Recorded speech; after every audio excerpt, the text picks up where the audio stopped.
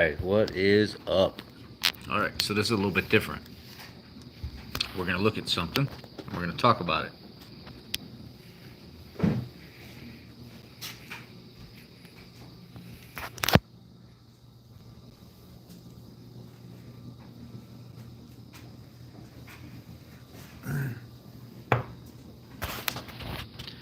I told this gentleman that we would be online talking about him, and he's going to be here. A-Rod's going to be here. What's up, Jason? Thanks for being here. Thanks for being here. Thank you, thank you, thank you. A little smudge on the camera. I'm going to wait for A-Rod to show up and DS to show up so we can look at some things.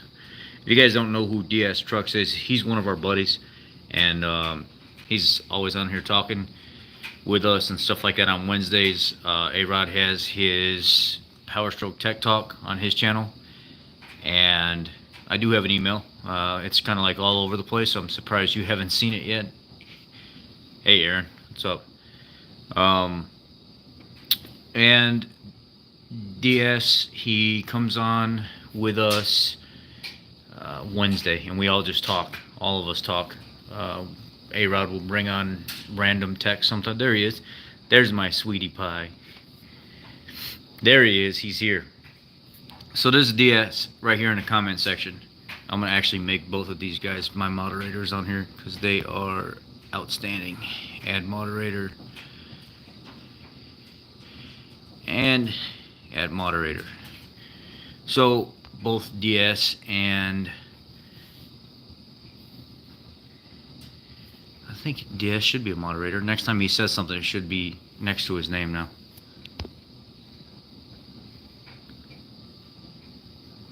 If you could say something, DS, then we'll know whether or not it actually went through. If you guys don't know who these guys are, you need to know who they are. There he is. Okay, so I was watching your video, and I thought it would be cool to just talk about the video in general, because I know you appreciate things that me and A-Rod have to say, and we appreciate your feedback as well. And I was looking at some things here, and something recently happened to me. So I'm going to actually flip the screen around. I'm going to point some things out. It's going to be, it's actually going to be on my other phone, so you can see. Okay, so here, I'm watching your video on this right now, because I'm like, really started watching more other people's content lately. So I want to look at something while A-Rod's here. He can attest to this too. So this is the first part I see when I'm watching this video. This is you servicing the 6.7. Come on. This is right there. That's where I want it. Okay. When you crack that valve loose right there and you started draining that fuel, I had something happen recently where when I climbed up on one of these trucks, I did the same exact thing you did, and it's never happened to me before, and the same thing happened to you in here, and you probably didn't even realize it until the end. When I cracked that valve loose, I put a pan underneath just like you did. I didn't know any better. I've been doing this my whole entire career. Whenever I service these things, I got up in the engine bay. I did exactly what you did as well, but by the time I got situated, I got up there with my filters and stuff like that, and I look down at the pan, and I'm like, how do I have 2 gallons of fuel inside this thing? What in the world just happened? I had like 1.5 gallons to 2 gallons of fuel in that drain pan. I said, I've never had that much fuel come out of the lower fuel filter, right? And the reason that is because once you crack that fuel filter underneath, before you crack the one on top on the engine bay, it'll just keep pulling it. It'll just keep pulling fuel and pulling fuel and pulling fuel, because there's enough suction there for it to actually continue to pull fuel out of the system. Then when you went up to the engine bay and you cracked the filter up there, then you actually broke that vacuum cycle and it stopped pulling fuel out of the system. So that vacuum alone, from just draining that, just that little bit of vacuum, or that little bit of suction-like vacuum effect on that upper fuel filter, with it not being cracked, it is enough to continue to pull fuel out of the system. So now when I service these, I go up top, I crack the 2 lines, and then I go down low, and I'll start draining, and I don't get nowhere near as much fuel out of that now. So that was one of the things I wanted to point out to help for you, because we're all friends. And I also wanted to promote your channel because the way you talk about things and how you explain things, I think it's pretty cool. It actually, you're not a boring person to listen to. So that's what makes it pretty unique. The fact that I just want to sit down and do a live talk about one specific channel. So, you know, I appreciate that. I appreciate you actually putting yourself out there like that. Another thing that I wanted to point out here, and I'm sure A-Rod would agree with me, I made a mistake early on in my career. And I just want to flip the screen around for a second here. Right. Okay, so when you're up here on these filters, I know it's going to be weird hearing yourself over my phone. And that looks easy enough, guys. Be very careful right here. When you push those two tabs back, you can do it however you want. A screwdriver is not a big deal. I don't even take a tool up there anymore. I take my finger, and when I reach over the top of that connector, I'll split it, and I'll reach underneath and push the green tabs. I'll push it back, and then I'll slide it up with the tips of my finger. I won't even put a tool under that before. I broke that before. And what I had to do is I had to find one that was going to go back to auction, and I somehow got the tab out of it without breaking it, and I should have never got the tab out of it. I think in one little corner I had to chisel some plastic away to get it out, but it was enough to lock in to use on a vehicle. Not only that, this connector right here, you did a great job. I mean, there was nothing wrong with what you did at all, but this is just me. You have an expensive truck. You have a very expensive truck. Next step, I guess, now is to go underneath the truck. See you guys under the truck. Oh, right. Right. It's done dripping. Trust me, man, I watched it. So, right here. Everything looks good here. Tight here. And all the clips are engaged. So, yeah. It's that easy, guys. So, next step, I guess, now is to go underneath the trucks. And one of the clips, you had your finger wrapped around this, and it was completely underneath this line right here. And if you look at these newer trucks now, they actually build a shielding around that now, because guys were breaking these lines. And I think what this line is called is the proper name is like a fuel injector return line, and it is a pain in the butt to get this thing fished through the front of the motor to every single one of the injectors on the passenger side, and then the other half of it back to all the injectors on the driver's side. And back in 2016 or 2017, I broke my first one. And you can actually order that line. But I went to go push that in, and when I went to go push that in, I put too much pressure on that line, just right there at that little elbow, that little line that goes right inside that, and I snapped it off. And I was like, what am I going to do now?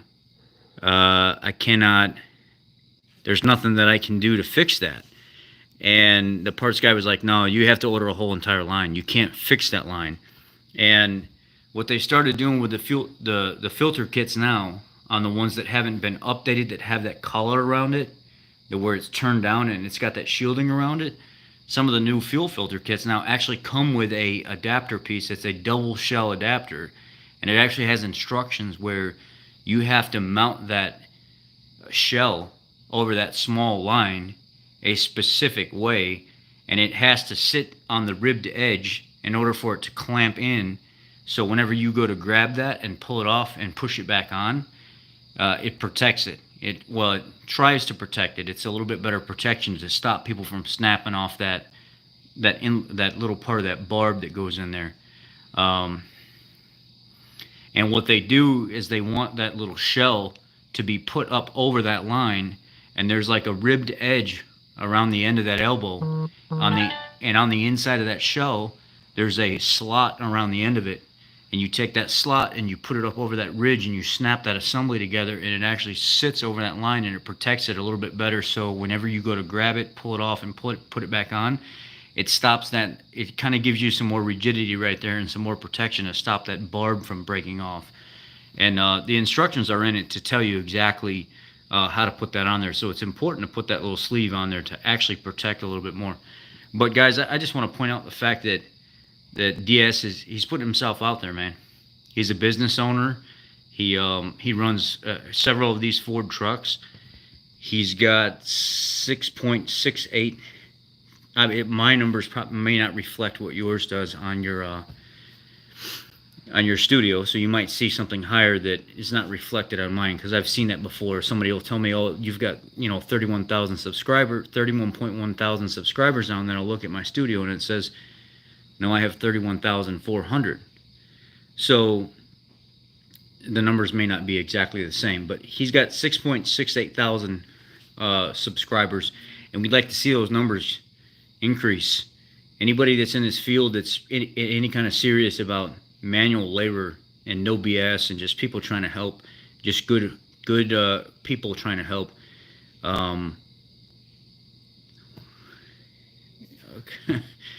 Okay, here come the trolls, guys. Well, that's the type of people we are. Every Wednesday, most of us will get together. We'll talk over on A-Rod's channel. He's the host of that.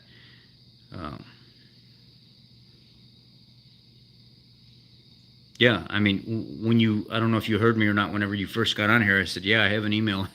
It's all over the place. It's hard not to get my email. It's in like every single video. People are asking me for it, and I'll send it to you. I'll put it in the comment section here.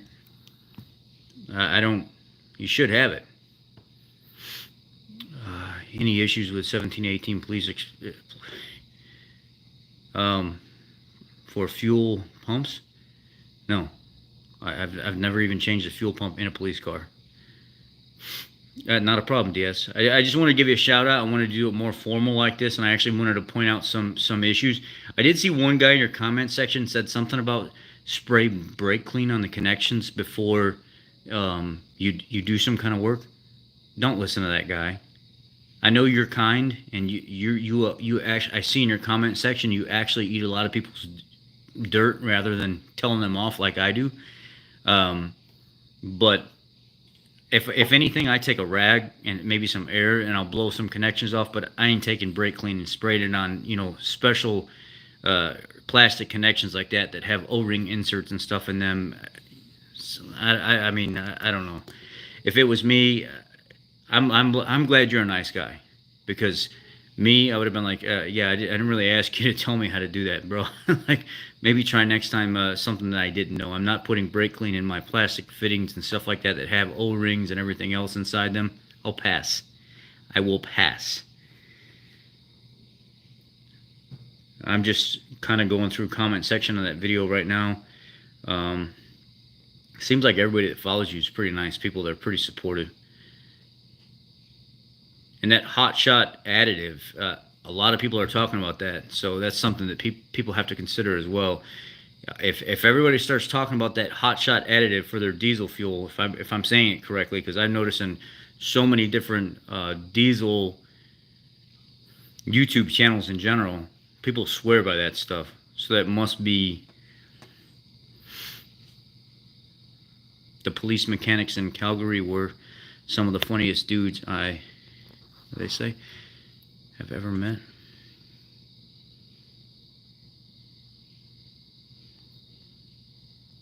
The biggest Crown Vic fans ever.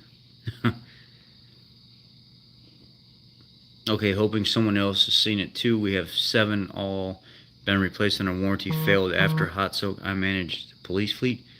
Are you talking? All right, let's look at this here. No, 17 to 18 cruisers have been out for a while, and I've seen no issues like that. I work on more of these police cruisers than most people do. We don't just have one police department that comes through my dealership. We have 5, 6 police departments. So our dealership almost at all times has a third of our cars that are there are police cars. And we are literally going through these things like people drink water. And we've never had fuel pumps go out on these things. In the 2.5 years that I've been at this dealership, 3 years at this dealership alone, I haven't had one single fuel pump go out on a 3.5 liter naturally aspirated Police Explorer. Not one.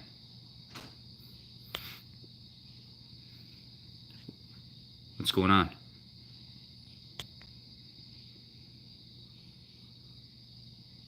And even in the other dealerships I've worked at, I've never replaced, I've never even put a fuel pump in an Explorer. The only fuel pumps I've ever put in any of the 2010 later vehicles were either F-150s, diesel trucks for contamination, or like the ones that have the recall, the escapes, like the 2000, what is it, 10, 11, 12, where you got to put the new like upper fuel module assembly in the escapes, and you have to disconnect the lines and stuff like that. But it's not because the pump failed; it's because of a factory defect in the way the crimping and stuff, or the top assembly is put together, or something like that. Yeah, so the cats go bad in the Explorers because they idle so much. They just sit and idle and idle and idle and idle. And in the 3.7s and the 3.5s, the catalytic converters would go bad, and then they would have us replace them all the time. It was there for a while. That's all we were doing was catalytic converters in those things. But then they came out with new programming, and I don't know if it programmed the computer to look at the catalytic converters different, and then all of a sudden we just stopped doing catalytic converters. So there had to be something with the programming that did something to where we just weren't replacing as many catalytic converters after they were having us put the programming in, but we still do the catalytic converters on the police cars so much. They just idle and idle and idle. It's not good for them.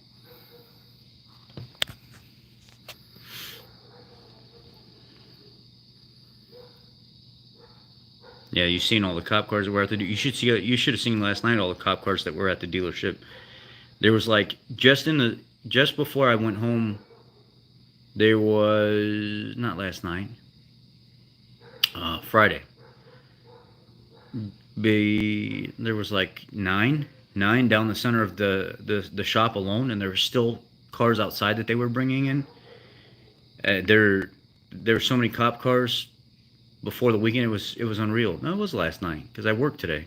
So yeah, it was last night.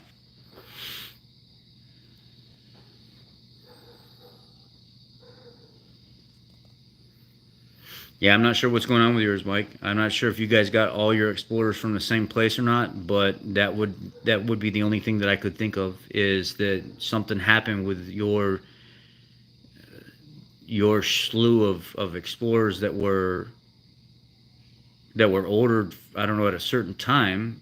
But honestly, to me, and I hate to say this, I would think more along the lines of somebody at your department is trying to sabotage the vehicles that you have, or somebody's doing something where you're at that's causing these things to mess up, because that wouldn't make any sense for that many fuel pumps to be going bad. It would almost point me in the direction that somebody's doing something to your equipment that they're not supposed to be doing, because I've never had to do that.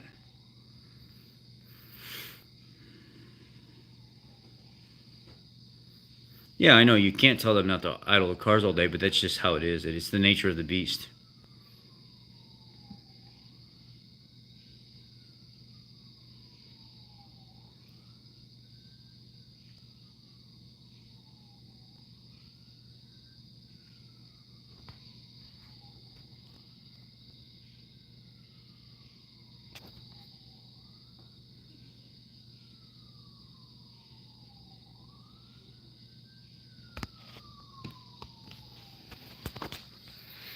Well, the way it was put to me where I'm at is the reason the police on the weekends, whenever I'm at my girlfriend's house, the area where she's at, a lot of them will drive Chryslers and like all kinds of Chargers and the Durangos and stuff like that, because they want to fit in the surrounding of where they're at.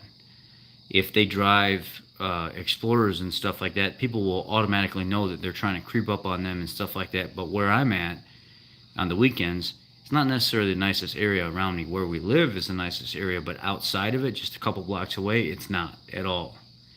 A lot of homeless people walking around, a lot of fighting and stuff going on and stuff like that.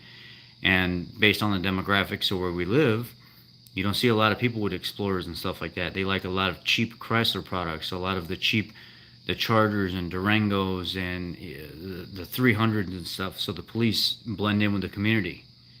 and they buy those types of vehicles around here to blend in with the community, so they're not seen when they're undercover and stuff like that. But when you get away from this neighborhood and you actually start to move closer towards like the suburbs and stuff like that, or the rest of the suburbs where it's a little bit nicer, then you start seeing newer Explorers, the 17, 18 models, 16 models and stuff like that, and they don't look like the police vehicles in some more of the trouble areas.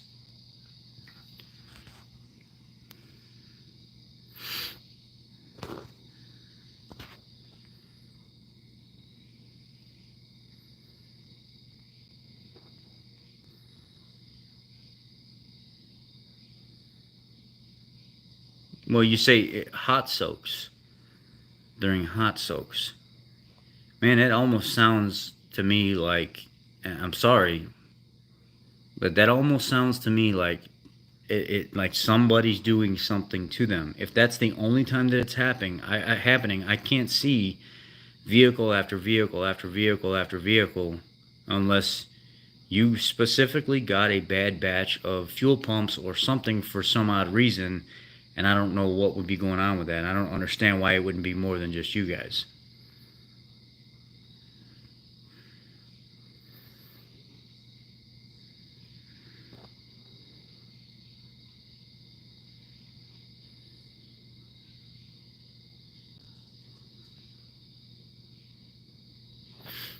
Anyway, the main reason for me jumping on was to review a channel like DS Trucks. I wanted to tell you guys about DS Trucks.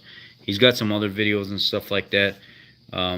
Let's just go through real quick and I give you guys a...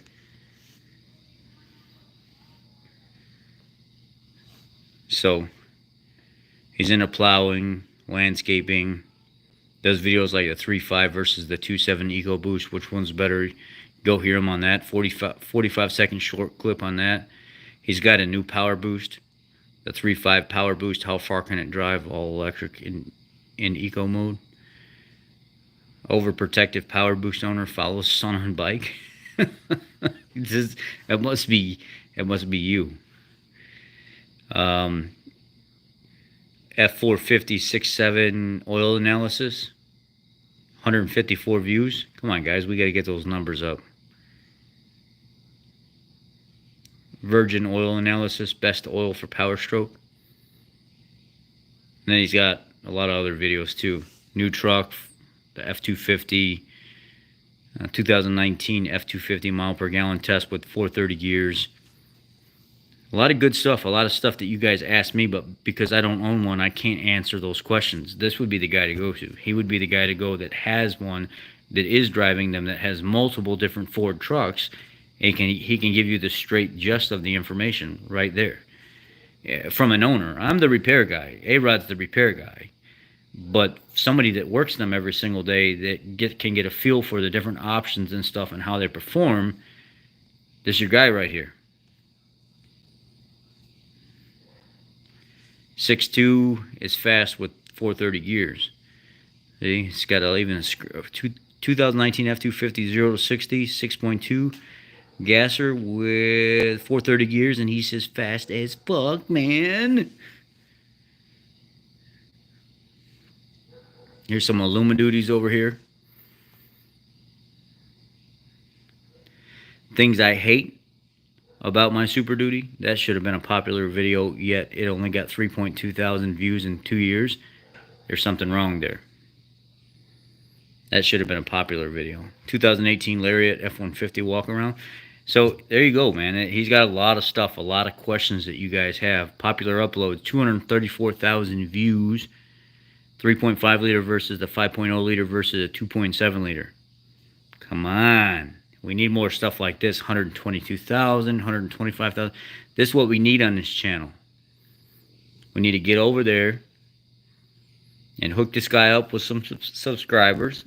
And I told you guys I was going to start doing some more building in smaller channels, and I was going to try to support my fellow YouTubers and brothers out even more, and try to be part of a community better. You guys know I'm a builder. I don't like tearing people down. I don't even like being nasty to people.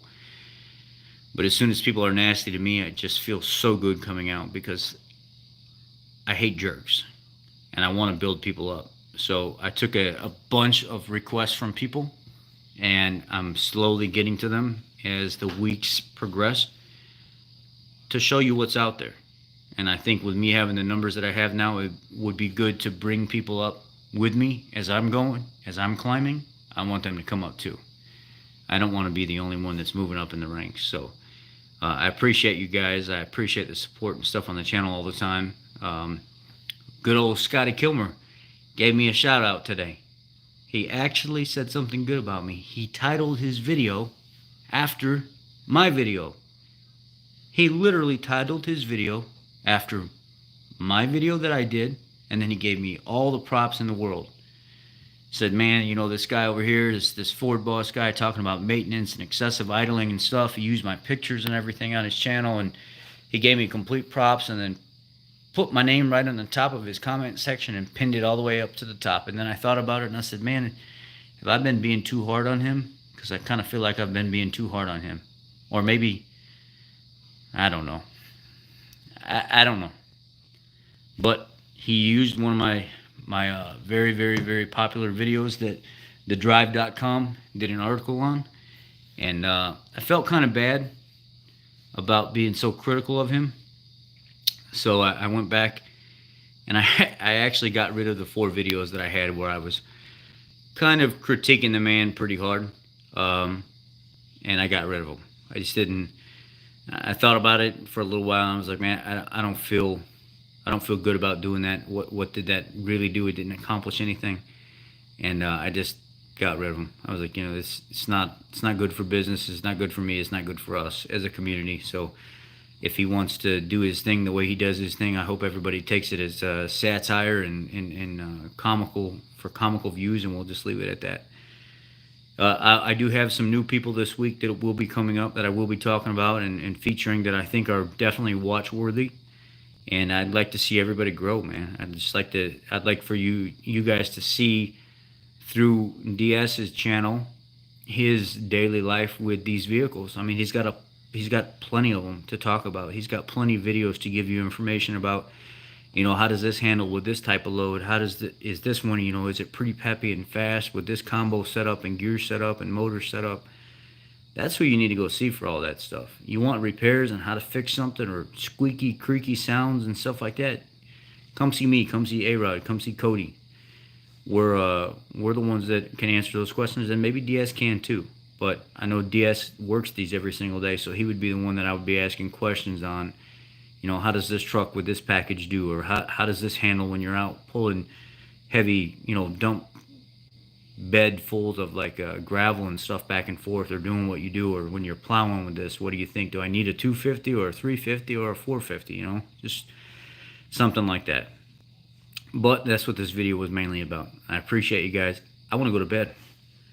I actually want to go lay down early tonight and not stay up all night like I'm 18 years old. Silverado. Do the Silverado rear brakes total overhaul? Huh?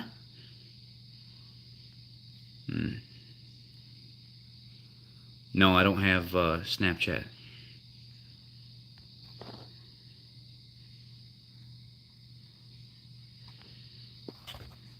I'm trying to figure out what... Why is this not letting me click on people's names?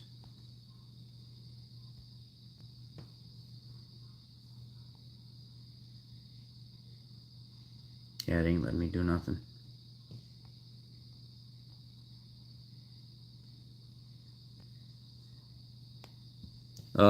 This is...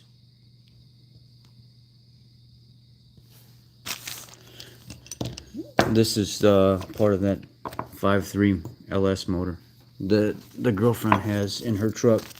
Remember, I took and put the range AFM to disable the 8-cylinder to 4-cylinder deactivation stuff, so that's gone now. It's not doing that anymore. And then I updated the driver's side valve cover with the Dorman valve cover and gasket setup that people were talking so much smack about. One's like, you know, it's gonna leak, it's gonna leak. No, it's not gonna leak if you know what you're doing. It's not gonna leak if you actually pay attention. And it was a 15-minute job, for God's sake, and I was videoing while I was doing it, and it came out phenomenal. It didn't leak at all. It's running wonderful, and it's even more quiet now than it was before. But this is the lower part. I think they call this the oil pressure relief valve down in there. And this actually screws into the oil pan. And this part right here is the hat that sits inside the oil pan, like so. And then as this thing relieves oil pressure or something like that and pushes out through the body right here, it actually pushes it back into the pan instead of all over the place in the lower part of the motor. And there's like a relief back here in the corner. It bleeds back down into the pan. So I got a new valve. I got that umbrella for it. I got the pickup tube O-ring, so I can go ahead and put a new O-ring in it when I'm down there when I clean everything out. And then I got a GM oil pan gasket for it. So that's what that is. So we don't work on just Fords, baby. We specialize in Ford, but we work on everything. We work on Chryslers. We work on LS motors. Hell, I have one in the garage right now. I just did a oil cooler in 3 times this year before I finally got it right. Chrysler 3.6 liter with that top mounted cartridge filter. That thing kept leaking. And then I had to order another one, and then it leaked. And then I got the third one, and it didn't leak anymore, but it didn't like the sensor that was in it. So then I had to find a way to rig up a long extension with a swivel and then go down underneath the intake manifold, pull out the temperature sensor in the intake manifold, and then screw the new one in, and then feed the wire harness and everything back down in there. And I went back with the original coolant temperature sensor, and then all of a sudden never had any more problems. Quit leaking. But it sucks that even with brand new Chrysler products, you have to go through 2 and 3 oil cooler assemblies just to get one that doesn't work, or that actually works, because even the brand new ones were leaking. You know, it's not just a Ford issue whenever we're having those kind of problems. All these manufacturers are having these problems. Hell, I went to Chevy 3 or 4 times to get a set of plugs, and every time that I came back, there was one or two plugs in the plugs that I was buying that was coming up broken. So I'd ask them for 4, and then they'd have to go back, and then they'd get me a couple more, and then those plugs were cracked. And then I went back a couple months later for a Chevy Cruze that I was doing a spark plug job on, and then 2 of the 4 plugs that they gave me out of those were cracked. It was just nonstop. I was like, this is not a Ford thing anymore. This is like all these manufacturers are having these quality control problems. So it's pretty crazy.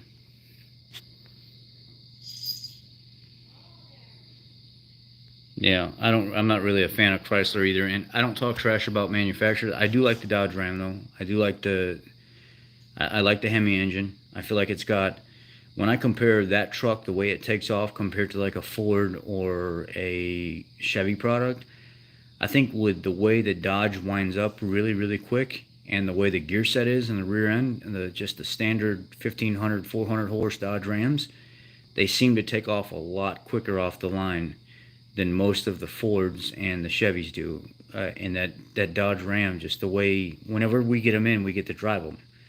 So the last one that came in was a short bed, single cab, 5.7 liter Hemi, long tube headers, full exhaust, 22-inch like the racing style RT rims. It had an aftermarket intake manifold on it, and it just had basic bolt-ons. I'm talking probably less than $5,000 worth of bolt-ons. And that truck was fast. Really fast. It was kind of scary fast. And, just basic bolt-on stuff. So I can't talk trash about different manufacturers. I've been in some really fast, lightning fast Mustangs, and some disgusting fast Camaros and Corvettes. The Chevy trucks, they perform well, and so do the Fords and the Dodges. Do you want the Hemi tick? You want the exhaust manifolds and the AFM going out in the Dodges? Do you want the AFM acting up in the LS motors and taking out lifters and stuff, and a little bit of oil consumption from time to time? Do you want the cam phaser rattle coming from the EcoBoost engine, or the barbecue tick from the Ford 5-liter? Pick your poison. What do you want? Because no matter what you go to, there's always a potential for something to happen. Dodge had the active fuel management problem. Chevy had the active fuel management problem. Now Ford decided this year they want to go to active fuel management. So let's see if they have the problem. And then if you look at the new Toyota Tundra, it's supposed to be the best thing since sliced bread. It's one of the only vehicles that has almost all of its parts and built in the United States from the United States. So who knows what's going to happen? It says their whole slogan and motto now is designed in Dearborn, manufactured in Texas. Who knows what's going to happen? I was watching the reviews on that thing, and the 3.5 liter Power Max makes like 439 or 459 horsepower and like 583 foot-pounds of torque. Holy crap. From a 3.5 liter twin turbo Power Max hybrid, that's a lot. That's a lot from a Toyota. I would have never expected that. And then they said even the regular, just 3.5 liter twin turbo one, it's like 390 horsepower or something and like 440 or 450 foot-pounds of torque. I mean, it puts it right there in the same class with the F-150. And now how they have the different packages with the different Fox shocks and everything. You know, it's like now they're all starting to look just like each other. In some way, shape, or form, they're using the same type of suspension components and setup and the configuration and everything. And you know, Toyota says that they don't want to give you a 770 watt power output in the back, but they say that through their surveying, the demand shows to only be like 440 or 450 is what most people need to run out of their bed. Ford says we'd like to give the customer 770 or something like that. So we want them to have more than what they need. Where do you go? Who do you follow? What's your poison? Pick your poison? You know, do you want your rear seat to be able to utilize a storage capability? Well, if you buy a Toyota, you're not going to get that because that's now where the hybrid battery goes. But Ford, all that's still open there. So they all have pros and cons to them. The plastic beauty cover all over the engine, all the parts and stuff all over the place, and the new Tundra, it looks just like the 3.5 liter EcoBoost engine with all the plastic and metal pipes and stuff all over. So it looks the same. When I looked at it and I was looking at the top of the engine, I was like, whoa, there's a lot of stuff going on here. So a lot of the Toyota people that before liked how simple the V8 was that was in the Tundra, they're not going to see that anymore. It's just like all of these other new cars with stuff all over the place. It is what it is. It's what you wanted. It's what the consumer wanted, right? Now this is what they're going to get. I don't have any hate for any of them. I think the Honda Ridgeline was probably the thing that I hated the most. What the hell were they thinking when they made that? That is the ugliest truck with no purpose I've ever seen in my life. It's probably one of the only things I actually hate. Not hate, I just dislike. And the PT Cruiser, that was a mistake of a car. What were they thinking with that as well? There's a couple vehicles that I've seen that I'm just like, ugh, ugh. I just want to vomit. Every time I see a Honda Ridgeline, it just makes me want to vomit. Every time I see a PT Cruiser, I just want to vomit. There's some ugly cars. The Ford Festiva was a hideous car, but it was fun to just beat the hell out of because it would take it. There's pros and cons to everything. Or the Geo Metro, the little 3-cylinder Geo Metro. That was an ugly car, but I ran that thing into the ground. Or the Aspire, the Ford Aspire, that was an ugly car.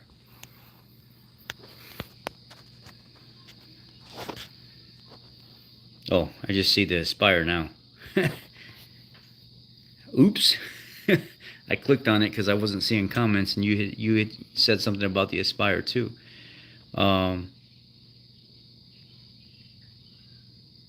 You know, and that's another thing too. Nobody. Here's the pro and the con to. Oh, the Cube, yeah. It's pretty ugly.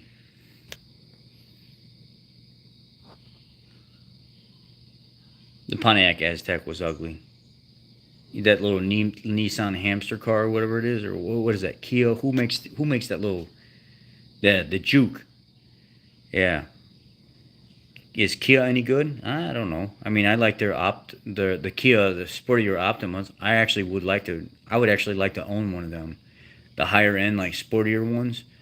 But now they have that Kia Optima Stinger. That sucker looks like a damn supercar. I think, what is the 4-cylinder turbo one's like 270 some horsepower, and then there's like the twin turbo V6 version that's like 360 something horsepower all-wheel drive. That sucker's nasty. That Kia Optima Stinger. Uh-oh. There's another Ford guy. He's got a couple power strokes. You guys have a head gasket from Atkinson's? I know this is the third time I asked. Sorry. Head gasket.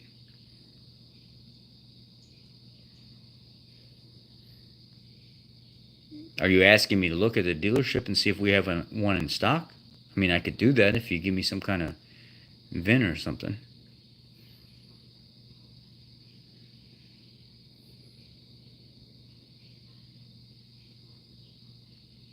I fixed the Ford death wobble with adding more positive caster.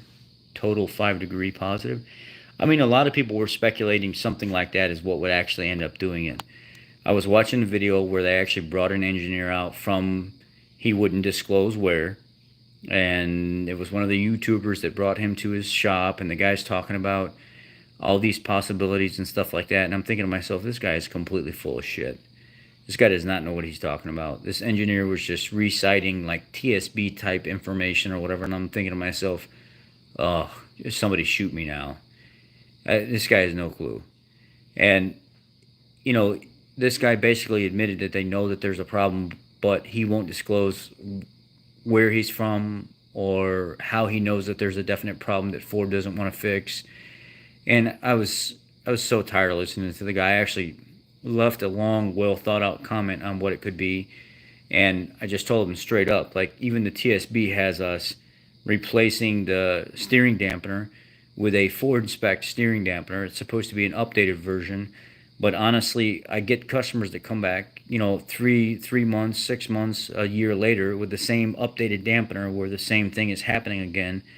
And what I tell them straight up when they come back is like, let's not make this a personal issue. If you really like the truck and the only problem you're having is that wobble, quit using the Ford dampener. Straight up, quit using it. Just stop using it. Go to a Fox or a Bilstein or something like that. Go to something where they're four-wheel drive specialists, heavy duty, and bring me the whole entire kit if you want, and I'll throw the front shocks and everything on it. I'll put the steering dampener and everything on it. They never come back. They never come back.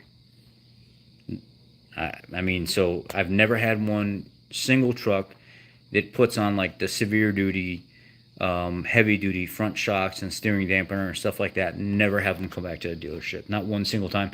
My service manager even got to the point where he was like, look, if you can go buy the Fox ones, their severe heavy duty ones, or like the Bilstein ones or something like that, Bilstein, however you say it, wherever you're from, I never have them come back.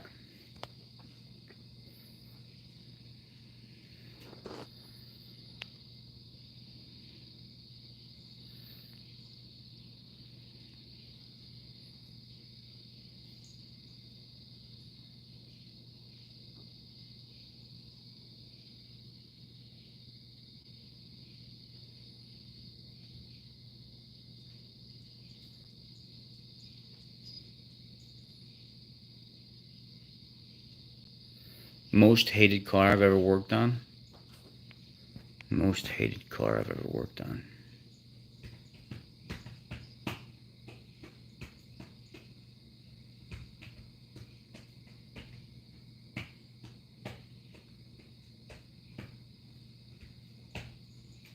I have two that I hate, but because of the hate that I've had and the amount of frustration I've had with them, it's made me a very good technician when troubleshooting and working through problems. The newer Mustang, the 2020 Mustang, and the 2020 Explorer, I absolutely despise. I despise them not because of how hard they are or anything like that, because of how much time I've had to spend with them, because of specific problems that I've run into that were phantom problems that some of them didn't even have anything to do with manufacturing. It was more along the lines of certain vehicles had gotten into accidents and then trying to troubleshoot and track down exactly what's going on with those vehicles. absolute freaking nightmares with the amount of modules and wiring and tight spots all over the place. And if it's a convertible, it makes it 10 times worse. Absolute nightmare.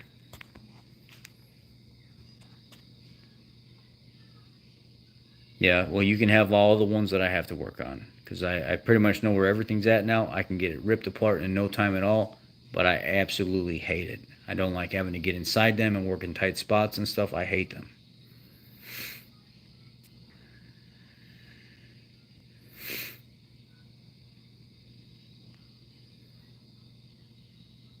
Yeah, we were just talking about the ugliest vehicles that we don't like, and I think the ugliest one that I've ever seen is that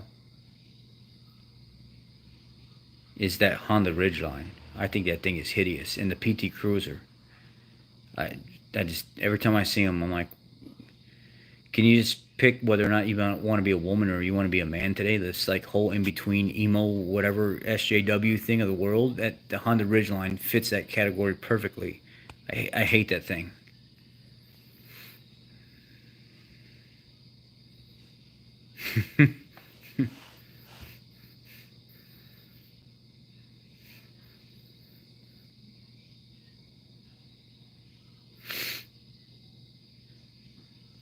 What's my thoughts on the new Maverick coming? I mean, I think they've got it cheap. I think they're using motors that, or they're using technology that's already out now, that they know if there's going to be a problem or not. There's nothing too fancy about it. It's a very basic vehicle. I don't think anybody's too worried about how it's going to perform. I think it's going to do very well. I think it's going to be knocked out of the park, to be honest with you, for the price that you're getting it at, and what people are expecting shouldn't be very much with it. It should just be a fun, cheaper, nice vehicle that's reliable, and that's exactly what it seems like it's going to be.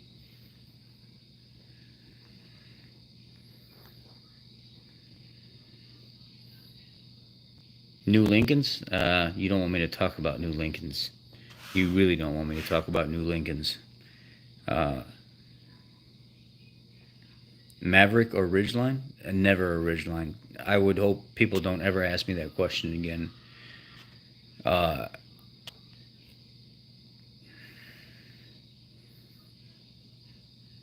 the new Power Strokes, overall, they seem to be pretty good. I've had no problems with the new Power Strokes other than the one that I'm working on now.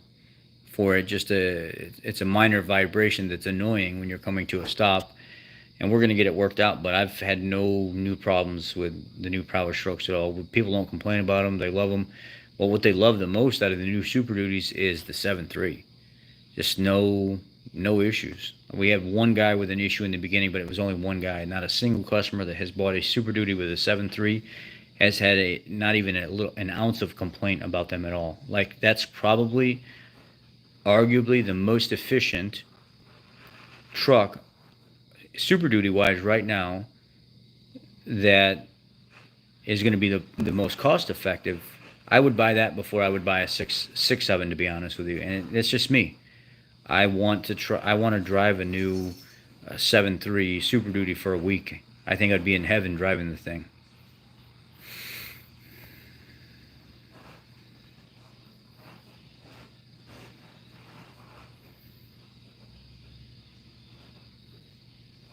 The worst highway truck I ever worked on was probably the International Max 4 Series trucks. I hated them. They were always breaking down. They were always having emissions problems. They were always leaking all over the place. I hated those Max Force Internationals. The older, like 944i and stuff like that, the older the older Internationals I loved. And Mac and International were my least favorite to work on.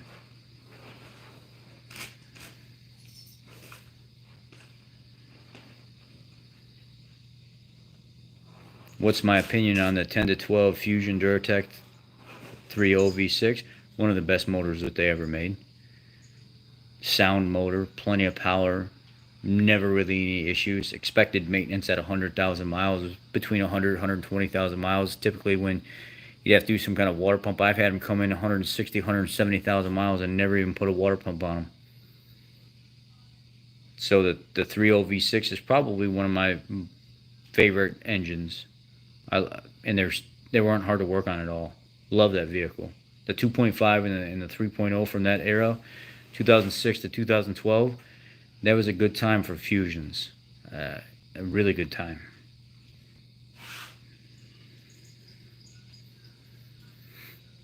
No, it's just they did the 7.3 in the gas version, so it's not the 7.3 Power Stroke, it's the 7.3 gas or pushrod motor. They call it the Godzilla.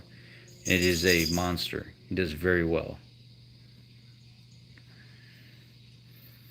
Oh, I saw Whistling Diesel and his whole Ridgeline thing. He just destroyed that thing, tore it into pieces. That thing was not. There was like, it looked like something had been in a scrapyard for like 20 years, getting pounded by a crusher over and over again. That guy destroyed that thing.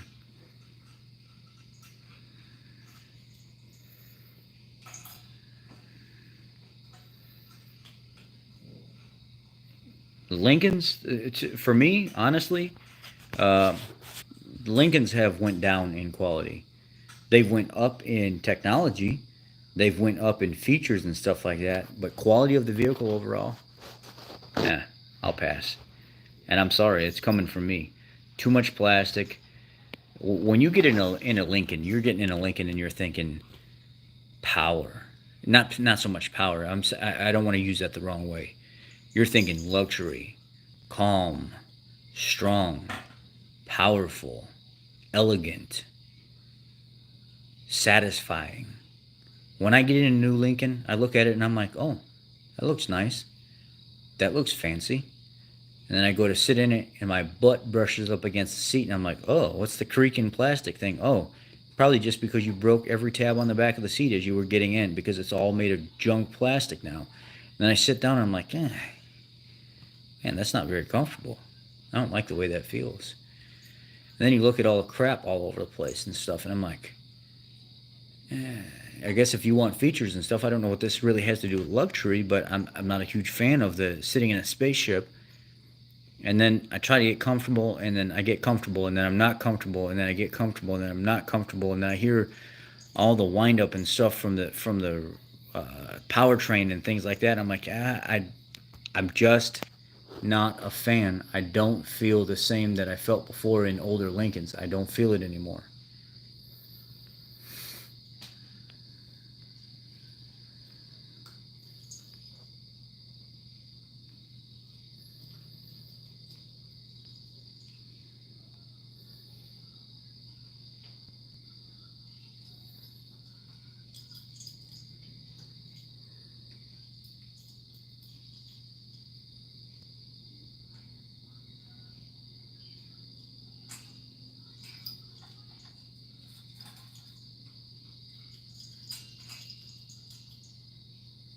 Yeah, we've sold quite a few of the new 7.3s. They sell right away. And then recently, little disclosure, you guys know how honest I am. One of our lube techs kind of screwed up. The guy came in a 2021 6.7 Tremor. Gorgeous truck, man. Gorgeous truck. I'm sitting there looking at this thing like, oh my God. Black on, or like some kind of like charcoal blackish gray theme. I don't know what color it's called, but it was like black on black on black, and then you look underneath and the frame's all painted black, the oil pan's black, the oil pan plug is black, and I was like sitting there looking at this truck salivating like, what the hell is this? This is nice. And the guy comes back in and he's pissed, and he's standing in front of the service advisor and he's like, yeah, I'm the one that called you about 20 minutes ago, and I cleaned up 3 little spots of oil on my driveway. Yeah, I just came here and I got an oil change. Why am I cleaning up oil on my driveway? And I'm like, I'm standing right there, and I put the fire out immediately. I grabbed both lube techs and I said, get out here with me, grab the light. We're getting under this thing and we're going to look at it right now. This is uncalled for. Whatever this guy's dealing with, it has something to do with the oil change that was just done. I'm laying under this thing and I could see oil start to form around the drain plug, and then it would come down, and I wiped it, and then it would come back. I was like, I bet you I know what he did. He got in a hurry. He knew this man had his kids with him, trying to be considerate of the customer, and that O-ring came off of the drain plug.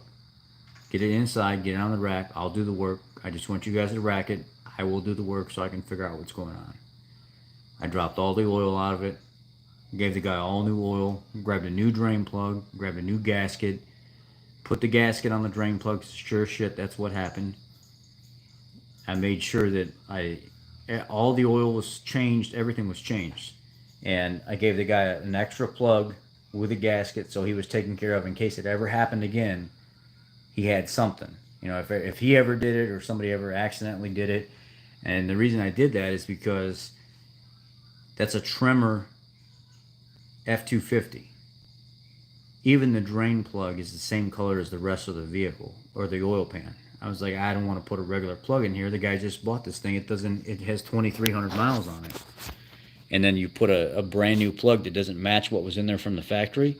I would kind of be upset if I was a customer. I'd be like, hey man, that's not how this truck came. You know, I understand people make mistakes, but unfortunately, you're going to have to find me a gasket for the plug that came in the pan that matches the rest of the truck. So I was thinking like the customer, and I was like, yeah, just give me a gasket. I'll take the gasket off of another plug. We're going to have to eat the cost.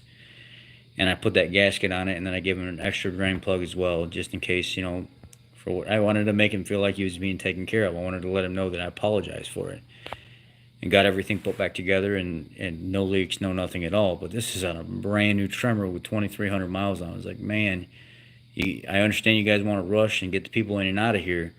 But at the same time, when you rush and you do those kind of things, you can really screw up. And this could have been an expensive screw up because you're trying to rush.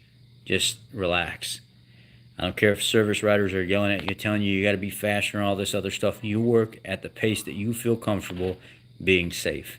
That's it. There is not a person in this dealership or this business that should be telling you to do anything other than that. Comfortable, safe pace to get the customer back on the road without damaging their property and you being safe under those conditions. That's it.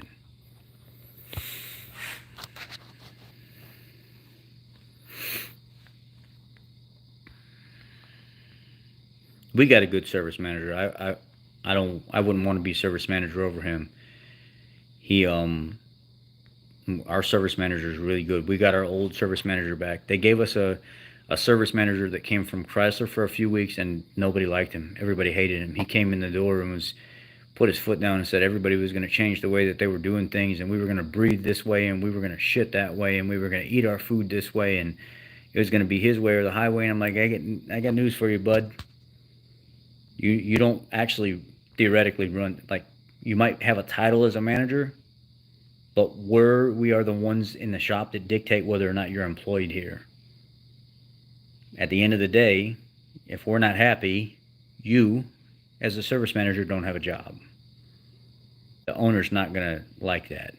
So you're going to have to kind of cool the jets with all the strong arm stuff, because you've never really been a tech and you've never really been a manager that long. So relax.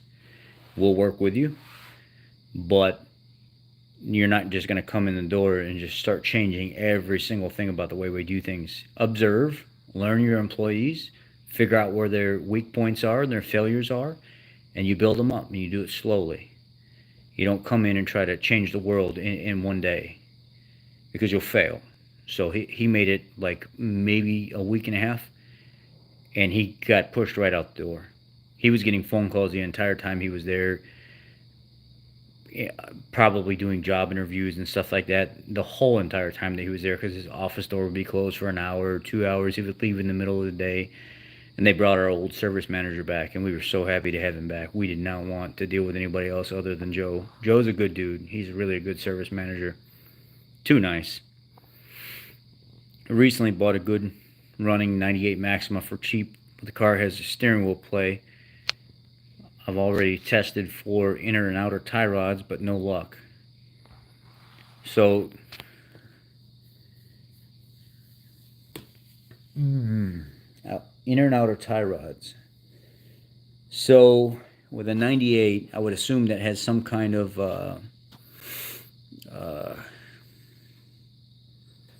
it's got to have some kind of gearbox, right? Or is that like a rack and pinion type setup? Have you checked do you hear any clunking in the wheel? So when you're grabbing QC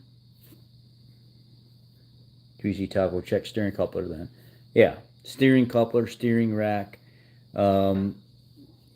I would be checking the steering rack. I would see if you've checked inner and outer tie rods, make sure the steering rack itself is good. But then also, I would look at if you're hearing clunking when you're turning the wheel. Is there clunking along with the play that you're hearing?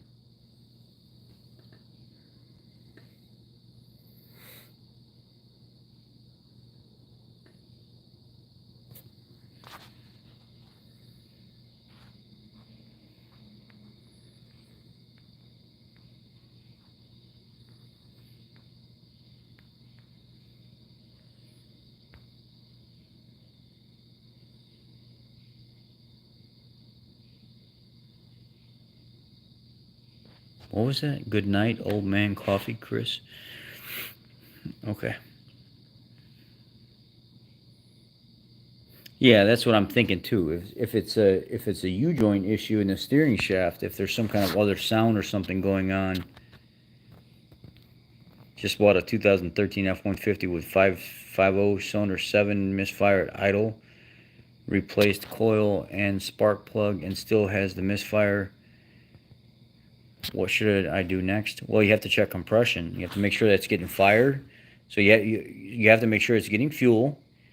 So if you can, swap an injector if you can, or unplug the ignition, or unplug the connector going to the injector and use maybe like a Noid light and crank it over. And you can use flood mode. You can have somebody sit inside the vehicle, push the accelerator pedal down, grab the key and turn it forward with the pedal all the way to the floor. And actually don't do that because that disables the injectors. That's not a good idea. Maybe pull the fuel pump relay for that, because that did have that box up in the front. So pull fuse number 27, which is a 20 amp fuse, and crank the vehicle. And while you're cranking the vehicle, have a Noid light. You can get like a $20 kit at AutoZone or something like that. Have a Noid light in that connector, and while you're cranking, and see if that Noid light is lighting up. If it is lighting up, then I would suspect probably, I don't know how easy it is for you to, or what access to tools you have. You could swap injectors and see if that makes a difference, or you can actually test the compression on that cylinder. If you have access to IDS, or if you know somebody with IDS that could do a relative compression. I mean, there's a number of things you can do. You can do a leak down test on that cylinder to see if it's an intake valve, exhaust valve, if it's coming out the oil, the oil cap compression could be an issue. There's a bunch of techs on here, so everybody probably has their own way of checking something like that.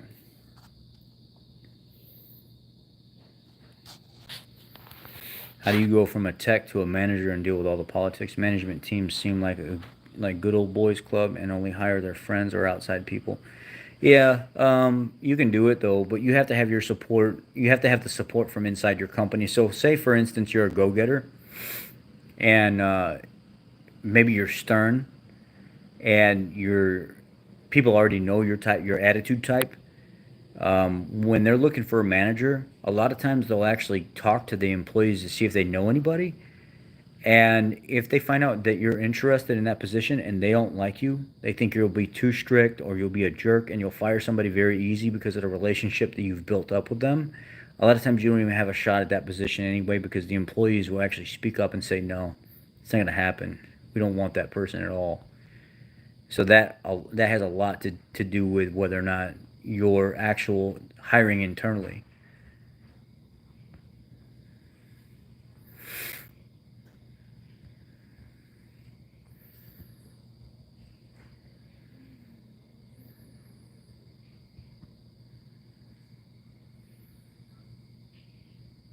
There's a slight clunk from the passenger side.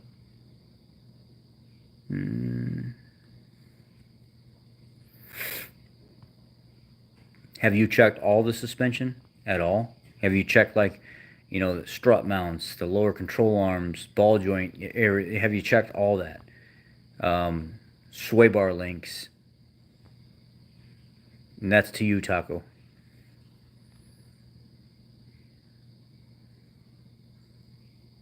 American Truck Nation, what's going on? So if you never want to miss another one of my car repair videos, remember to ring that bell, Scotty Kilmer. All right, Mr. I'm 19. Got to get up early and work. Grind never stops. Wish I was 19. Is quality from production in Mexico lower or just BS? Don't they go through all the same protocols and checks? I mean, they're supposed to, Tony. But we do see a little bit of a higher failure rate, for me to safely say, especially when you're getting cheaper labor and the quality of parts not being as good because we've had a lot of issues lately. It's kind of, are you a glass half empty or half full kind of person on however you look at things in life? So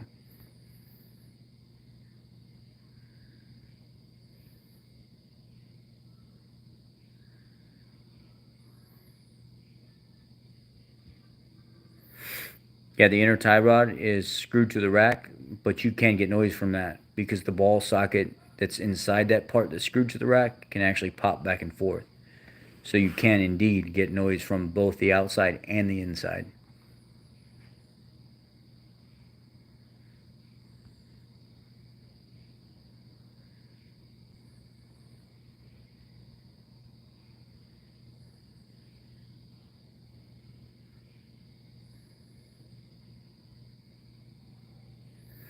Well, Michael, he actually gave me a huge shout out today. His main video tonight was about me.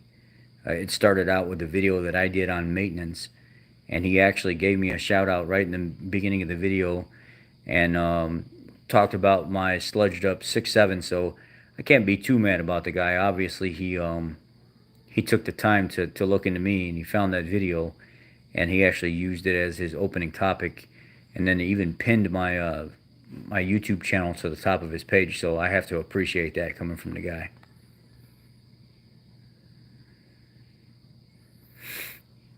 Thoughts on the 6.6 liter V8? I don't know nothing about it.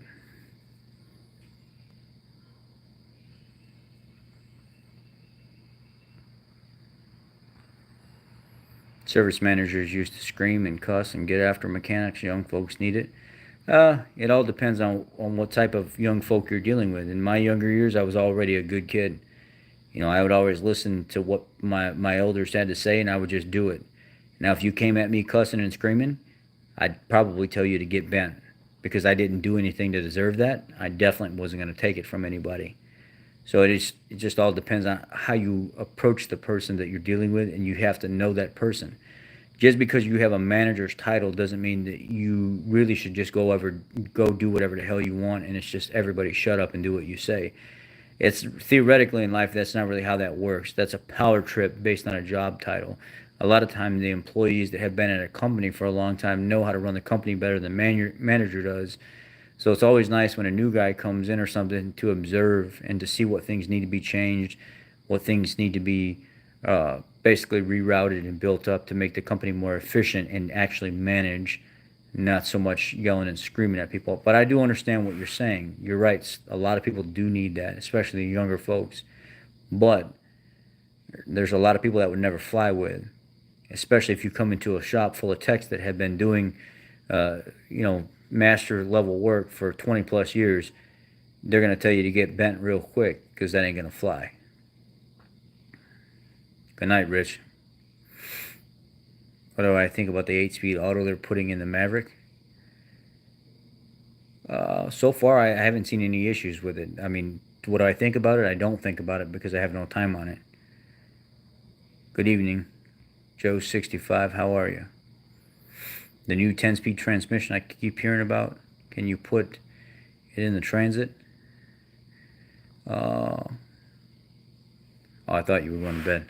So good night to you already. That 10-speed transmission, I think they're packing too many gears and they're trying to get too much out of those transmissions. So the transmission's hunting a lot. It's trying to figure out what gear it needs to be in. It's trying to figure out exactly where it needs to be based on driver demand. There's a lot going on in a 10-speed transmission. I don't particularly like them. They're very shuddery, very clanky and stuff like that at times. And it doesn't seem like it's ever going to go away with trying to put so much in a transmission and make it all drive. It just doesn't work. Thinner components, more moving components, more heat. It's just, I think it's a terrible idea. It's not something that should be done The only reason it's being done is for emission purposes and stuff like that, or just efficiency overall when it comes to government standards. I don't think it has anything to do with actual performance. You don't need 10 speeds anywhere you go in life. What do you need? What do you need 10 speeds for in a vehicle? Uh, I mean, they were fine with 6, and then they got up to 8, and they started having problems, and now they're at 10, and they're having a lot of problems. You'd think eventually they would stop and realize that it's probably not a great idea, but they're still doing it.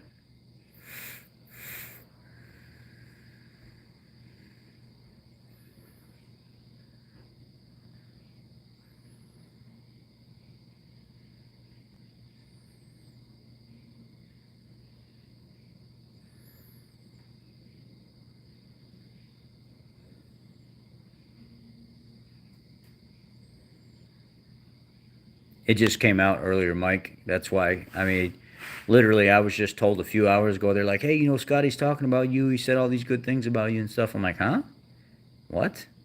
And then I went and watched the video, and I was like, "Oh, he really did." And then I messaged and I said, "Hey, thanks for the shout out." And there was people already messaging under like the pinned post saying, you know, they really like my channel and they trust me for my advice and stuff like that. And I was like, man, it really made me feel good for somebody to go over to Scotty's channel and you know, confess in front of Scotty that they really appreciate how much I've helped them, and you know, the professionalism that I somewhat try to keep, but yet be still worldly, real instead of fake. So yeah, it's nice. It was nice. It was you know, it's I appreciate it anyway.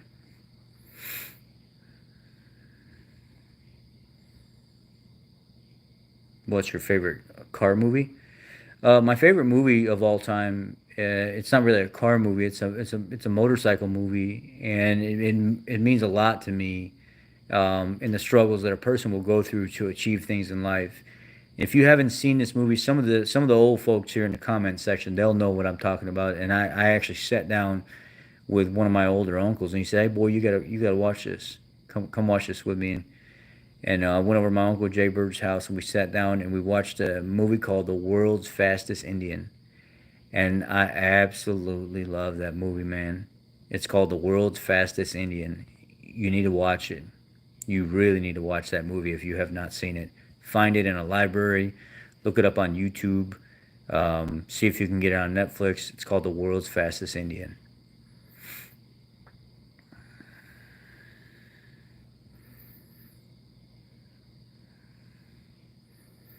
10R80 or 10R140. I don't know. I don't know. How much does it cost usually to change a fluid in 6F35? So you're talking, would you say it's overall reliable? A 6F35 would be reliable if Ford told people right from the factory, change the fluid every 20,000 miles. Literally. Every 20 to 30,000 miles, drop the fluid and change it. That transmission gets hot. It gets dirty. There's a lot of problems with that transmission. There can be a lot of problems with that transmission. If you over service it, you probably will never have a problem with that transmission. But the service interval that they want you to use, or even the most standard service intervals, will not work with that transmission. It's a good transmission, but it needs to be serviced often. And how much would it cost? You're probably talking ballpark around somewhere $200, because it's what is it, four and a half to 5 quarts of fluid typically to do the standard service on that. And then you're probably going to be somewhere 150 to $200 depending on where you go to get the service done.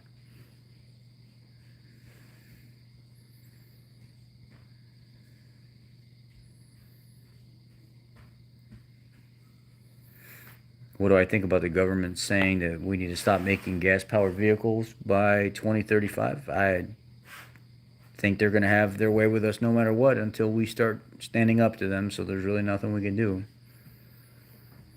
Do you think the aftermarket will make manual transmission conversion kits to put in the newer pickups? I don't know about that. I'm sure they will eventually, but it'll probably be somewhere way down the road when some couple of friends come up with something somewhere to start doing it.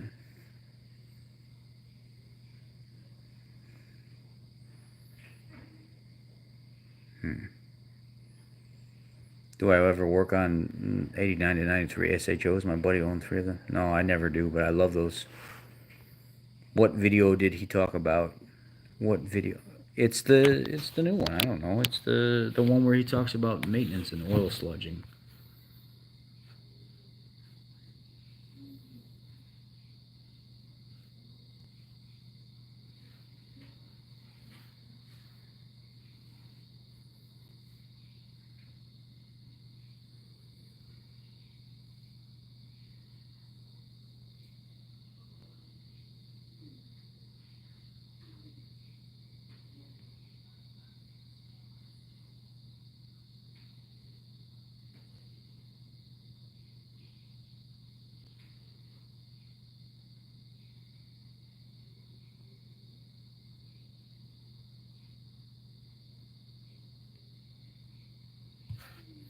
I don't even know how to get to his new stuff.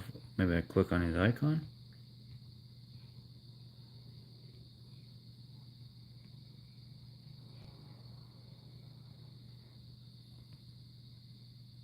How do you get to it? I don't know how the hell to get to it.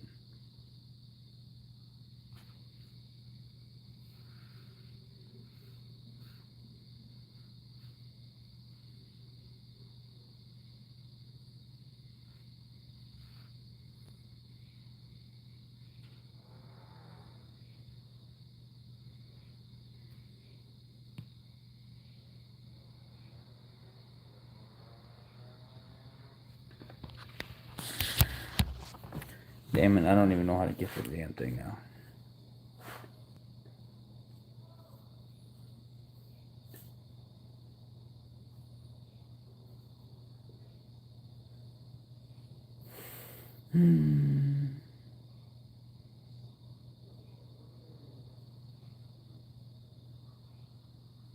Here, right here it is. 8 hours ago. At Credit Karma, 0 is our favorite number. 0 clouds, 0 mosquitoes, and 0 interest for up to 18 months. Wasn't that bad? Realize the back of the Camry just rolls down the road. Right? It was inside. Rev up your engine!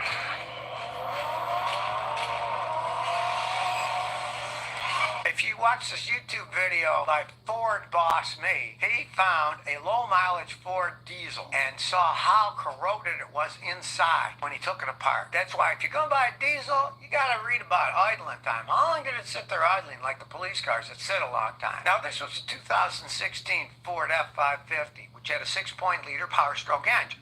Common engine, right? And it only had 27,000 miles on it, but it was completely sludged up inside from not being driven enough idling. Maybe it had 27,000 miles. Who knows? Maybe it idled for 5,000 hours. Who knows? You know, people generally don't keep a record of that stuff these days. That idling time not only wears the engine, but the fluids just start to wear out from idling and sitting, build up of corrosion. Now, according to statistics I've read, 1 hour of idling is equivalent to about 26 miles of driving. And driving at slow speeds, not high speeds. And so, let's say you got a diesel vehicle, or even a gasoline vehicle for that matter. If you're using it for work and it idles all the time, like you're at a work site or something, if you idle a vehicle 6 hours a day, it's suggested that you have to change your oil every 30 days, because it's going to clog up. They're not made for idling. And if you saw that video, you'll see there's all kinds of sludge. The oil pickup that sucks the oil into the oil pump to pump the pressure up is almost completely blocked up. And it is when the turbocharger was destroyed, because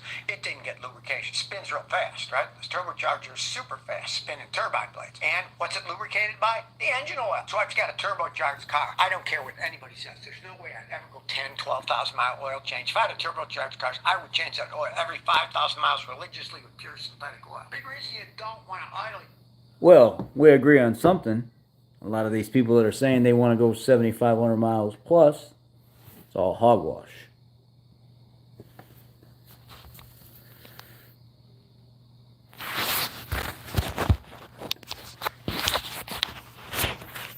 So, there's a...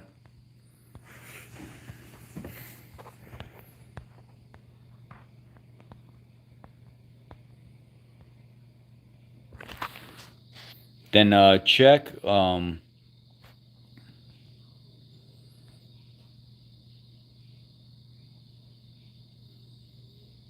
yeah, that engine wash video was good though. It was basic. It was good. It was right to the point. So did that answer your question, Aaron? Proof is in the pudding, baby. 11 Ranger 4.0. Find anything on the AC hydro cracking when turn on? Nah, maybe somebody else could answer, not me.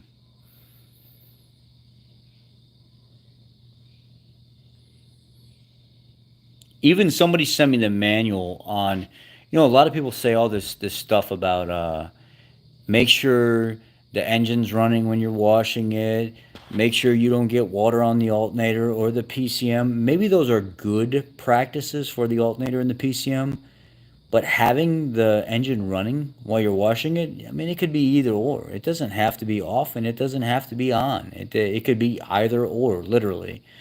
People have opinions on that stuff, and there is no wrong or right answer. Even Ford, in its old manual, somebody sent me earlier, it says turn the engine off when running it.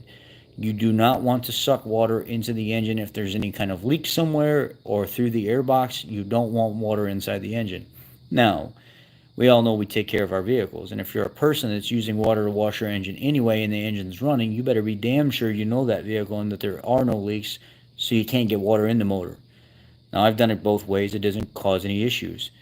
But at the same time, I've also never covered my alternator. I've never covered the PCM that's inside the engine, and I have used a power washer, but I don't get right on top of the motor to do it. I'll spray everything down real lightly with water. I'll soap it all down with some kind of degreaser, and then I'll lightly go ahead from far away and blow everything off with a mist of a power washer that's kind of, I don't know, a couple feet away, not right on top of it where I can put direct pressure on anything. Sometimes I'll use the full blast from like the water hose or something like that, and then as soon as I'm done, I grab the air line with an air gun and I blow everything off. I don't let it just sit. So there's weather pack connectors inside everything. Water can't get in. If you keep your vehicle up to par, you're not going to have that problem anyway. And somebody said something about the casing of the alternator was cracked, and they changed something to do with a coolant or water pump or whatever it was, and coolant ended up getting on the alternator and it ruined something in the alternator. In a situation like that, it was bound to happen because there was already damage done to something.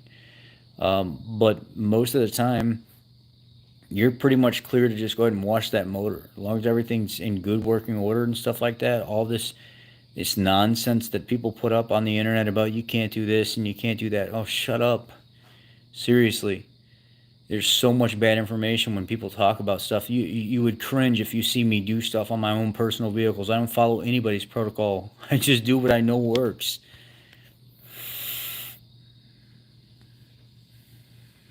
What would be the best year in the F-150 2015 and up, and what motor?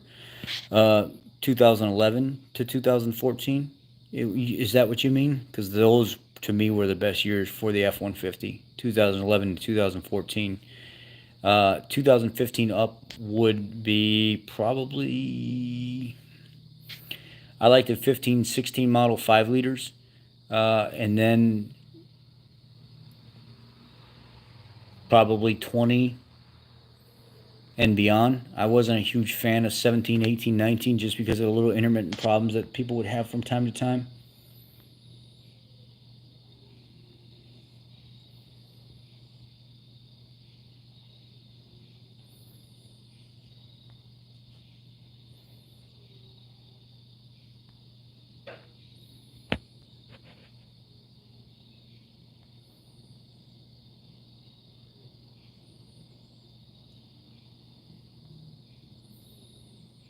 The 98 Maxima I bought is a 5-speed, and apparently it's rare. Well, the more, especially if you have the 6-cylinder, the higher horsepower one. I remember back in the day, my buddy had a Mitsubishi Eclipse that was pretty fast, and then there was a Maxima, and they both had the same type of horsepower motor. Not the same motor, but it was the same, could be considered some of the same class. At one time, I could have swore that they looked the same. I don't know why. Something's telling me that they were the same motor back in the day. But I think his was like a 2000, and then that one was a 98 or 99 Maxima, and it was a 5-speed. And I tell you what, that damn Maxima almost beat him. They did a quarter-mile race, and that Mitsubishi the Eclipse that he had was barely a bumper's width away from pulling away from that car, and that was it when they crossed the finish line. That Maxima, if they would have had just a little bit more to go, I bet you that Maxima would have got him. Replacing a thermostat while changing coolant on an EcoBoost Escape takes way longer than any other I've ever changed. You must have super patience. It's a nightmare. It is a freaking nightmare. I wish they would have never done that on those thermostats the way that they did. I hate working on those motors for anything in tight spaces and stuff like that. And there's so much that you can damage. If you hit that coolant, that hose the wrong way that goes to the back of the return side, the little nipple coming off the side of the cylinder head, and you just barely nick that thing any kind of way at all, you break that line, and then you have to replace the whole line all the way back to the reservoir, and then nobody keeps it in stock. It's like you got to either wait for it or you get lucky and your dealer has it.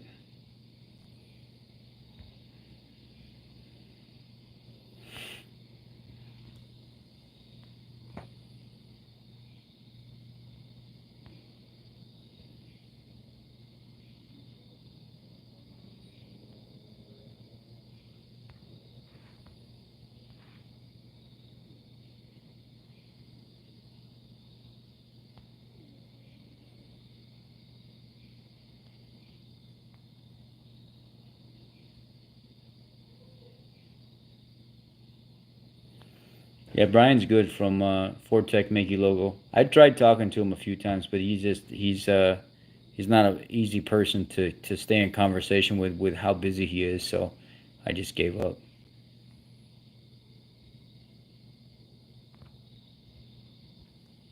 I know he's got a busy schedule, so do I. So I do my oil change every 3,000 miles. That's what I am. I'm right at 3,100 miles, and that's not like me to go over. So I've got to do something Monday when I get to work.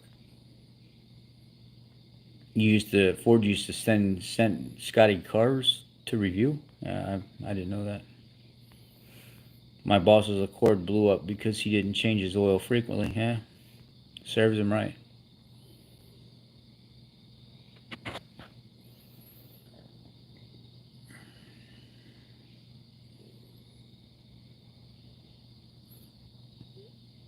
.7 or the 5-liter. I mean, I like the 5-liter. The 2.7-liter EcoBoost we don't have a lot of problems with, but in 16 and 17, I did go through quite a few where I had to do cylinder heads on them because they were smoking on startup, and it was a valve stem issue or a valve seal issue. So I ended up having to put cylinder heads in them. But other than that, since 16, 17, I haven't had to do a single one of them. I have never seen one come back.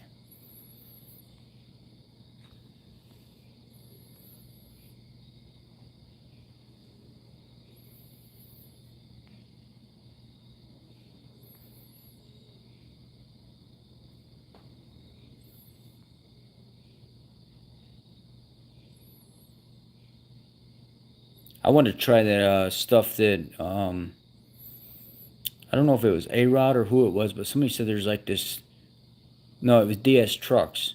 You can actually take that, the AMSOIL stuff and spray it all over the engine and stuff like that, and helps keep stuff off of it. I'm going to try that stuff. I forget what it's called.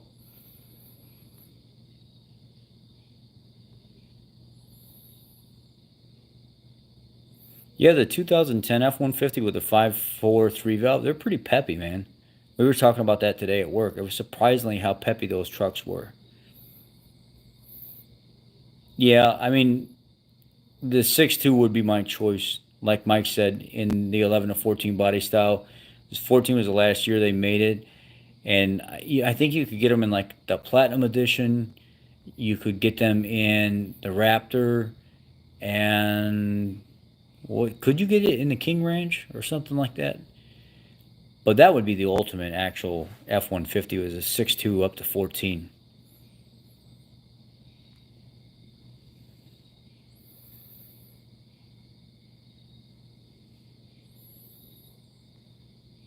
Yeah, the Mitsubishi 3000 GT VR4, that was my go-to whenever when Gran Turismo first came out on PlayStation. I used to sit in the basement all the time, and I would pick the Mitsubishi 3000 GT VR4. That'd be my car, man. That's my car. Bring back memories now.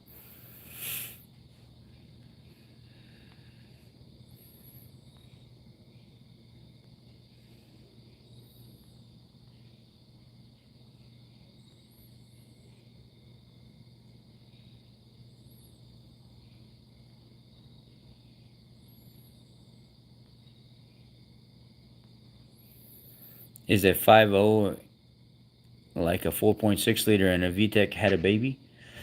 Ooh.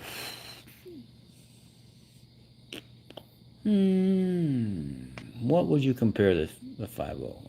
4.6 and a 5 liter had a baby. There's so much different about the 5.0 compared to the 4.6 though, even though they still call them like modular motors or something like that. I don't know. I have to think on that one. What makes 100? Oh, 190 horsepower from the factory. Yeah, 2016 with a 5 liter, that'd be a good choice. The best diesel Ford ever had was the 7.3 from International. Yeah. Yeah, I do like that one.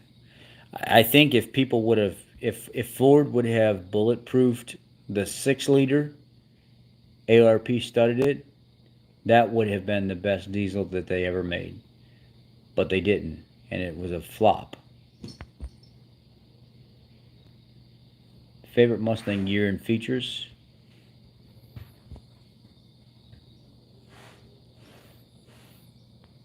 Probably, most people are not going to like the Mustang that I like, so my favorite Mustang year was the stripped down LX version of the 5 liter Coyote, or no, the 5 liter Mustang. So it would have been a 93 LX notchback. My favorite Mustang of all time. 93 LX notchback. Of the newer cars, I should say. The newer Mustangs, other than like the old 60s and 70s models. 93 LX notchback would be my favorite go-to performance Mustang.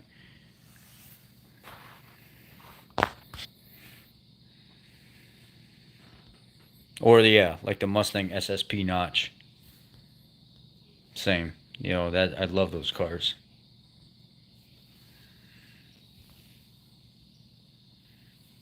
3.3 or Ford F-150. I heard lots of good things. Yes, Kim, it's a good package. It's a basic truck. There's nothing fancy about it. It doesn't make a lot of power, but it's very, very reliable. So I take that back. I do have to take that back. To asking about the F-150s earlier, if you're just looking for reliability, you know, I think, what did they have? The 3.3, the 3.5, the 3.7. There was like all kinds of different packages that you can get it in the NA motor. The 5 liter, any of those F-150s with the NA motors would have been a phenomenal choice.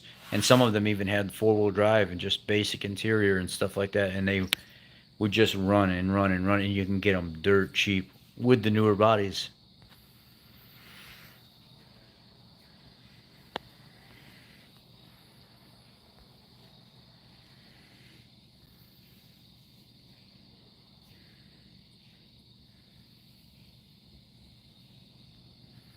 A 14 Shelby.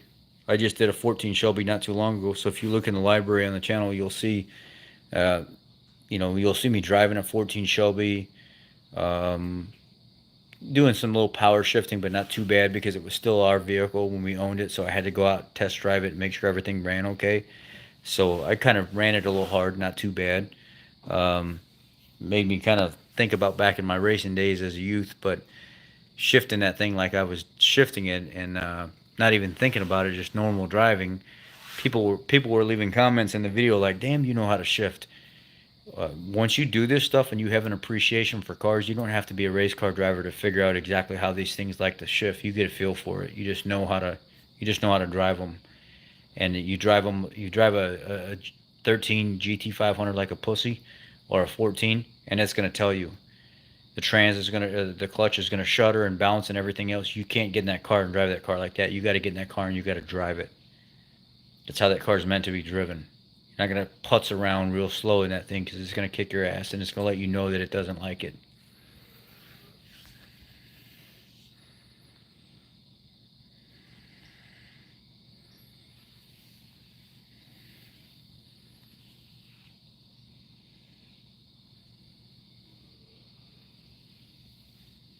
Well, we have, Mike, we have right now, and I thought about doing it, but I'm not sure if it would be a good channel vehicle.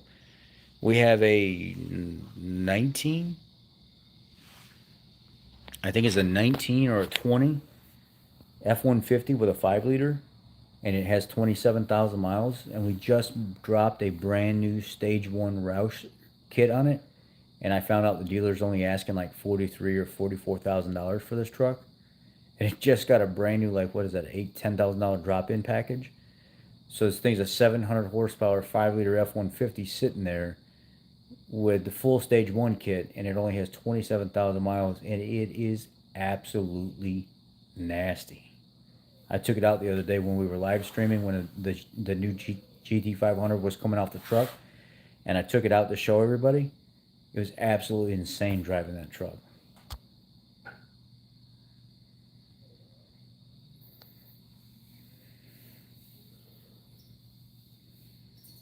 Is there an easy way to replace the exhaust manifolds on a 6.2?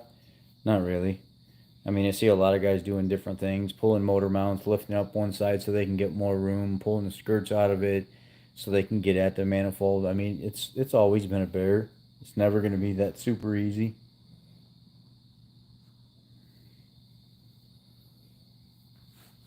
Well, Dented Robot, your election stayed the way it was because of the people that are controlling exactly what's going on there. They knew what they were doing.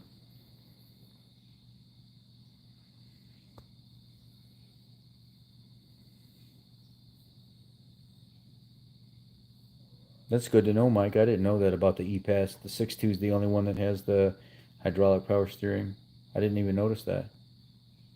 Someone's creating a K48 V8 based off Honda's K24. That'd be pretty cool.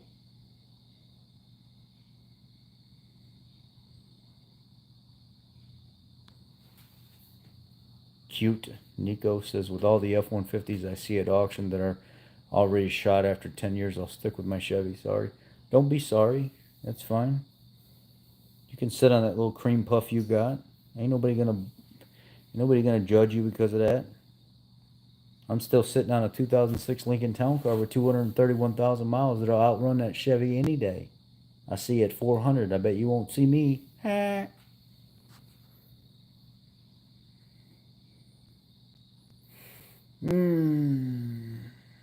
What do I think about the true downfall of Ford's modular engine program, 4.6 and 5.4 V8? I mean, it was kind of stupid for them to discontinue it. Should I start an occasional CRC before throttle body on my 15,000 mileage? I would. I would definitely do that.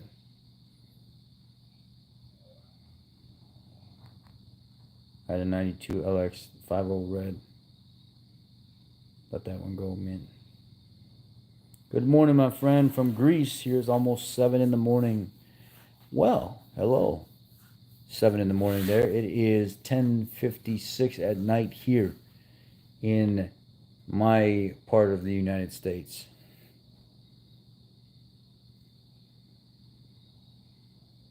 What would it take for me to work for a Japanese manufacturer? The right amount of money. Yeah, I would do it. I mean, vehicles are vehicles, man. I don't discriminate.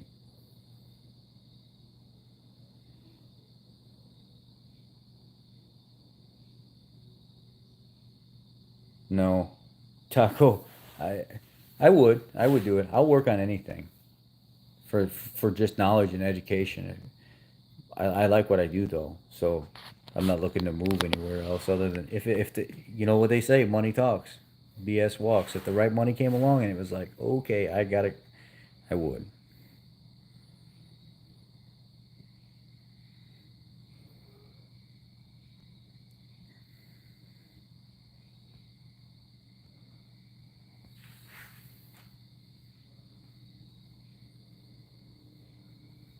What's the basic way ePass works?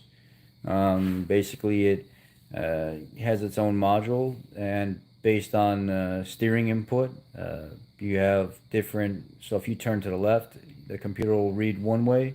You turn to the right, the computer will read another way, and the computer controls the module down on the steering rack, basically. So you get a some systems that oppose each other will work on positive and negative, and others will work on different types of resistance, or it could even be both positive voltage. So like on a APP signal where 4 volt reference is your max and 0.38 or something is your off. You could have a D&E signal or a APP1 and APP2, so your steering system may work the same way, where you read so many volts one way, the opposing signal reads half of that, or maybe it could read positive one way, negative the other way, and that's how it knows it's opposing, and that's how the computer knows exactly which way you're supposed to be turning. All systems, I'm sure, are not identical, so it's just based on sensors in the steering column control module that will look and see what's going on versus what's going on down at your electronic power steering assist.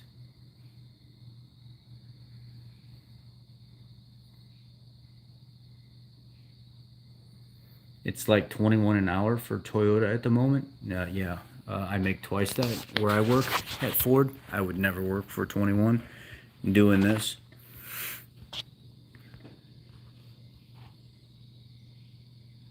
Yeah, I couldn't do $21 an hour working for a dealership. There would be no way. I'd go work at the dollar store before I do that.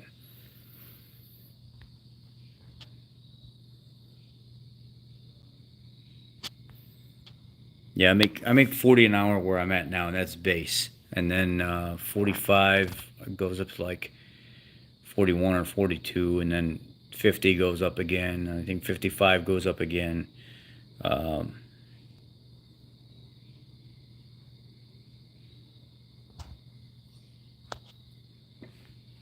And it's non-union. If I was in like the local 150 union or something like that, I'd be making like 50 an hour. 48, I think it's like 48 to 55 an hour working for the 150.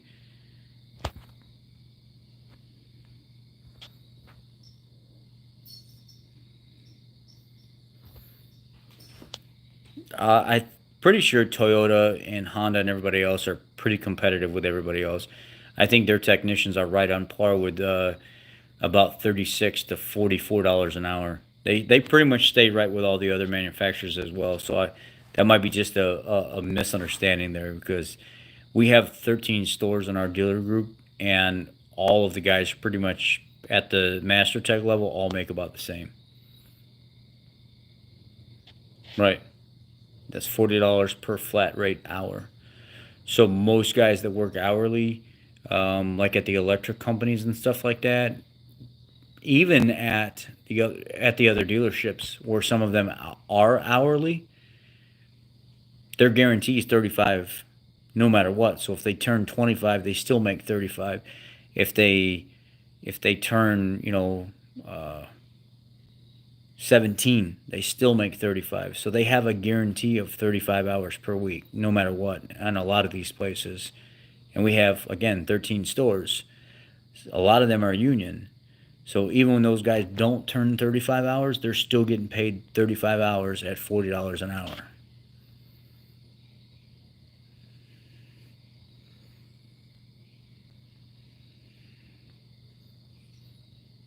Are rear main seals a problem on the 3.5 EcoBoost?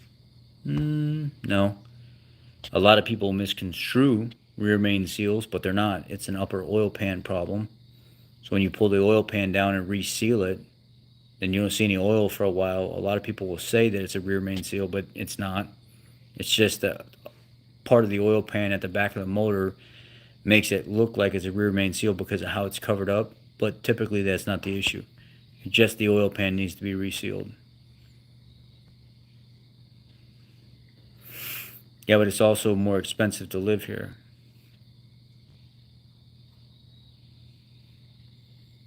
Oh, sure, I could do that now.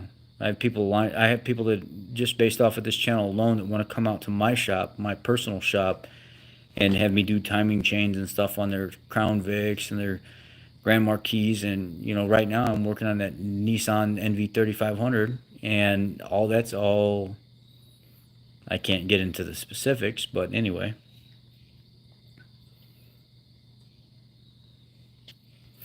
I appreciate that, Juicy Taco. I like saying Juicy Taco because it makes me feel like I'm a juicy taco.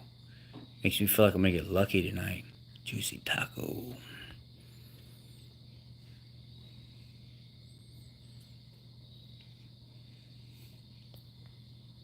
Good night. Good night. Good night. For the longest time, everyone was paying 8 to 10 an hour here. They didn't just stop making the Taurus. They stopped making sedans in general. They're just not selling enough of them anymore. And with the mileage increasing and the safety increasing of SUVs and trucks all the time, they don't have a demand for it anymore. Most of the United States is now driving SUVs and trucks, and the cars aren't selling as good, so they held on to the Mustang because the Mustang is always sold. People love that. And they're just not going to do the other vehicles anymore.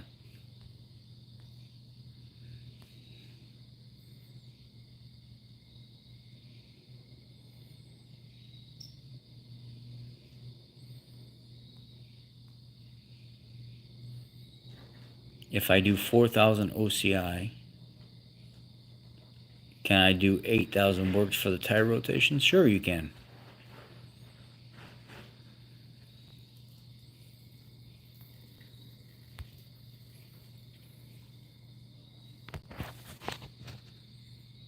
This monstrosity over here in the corner hiding using the litter box has been really annoying.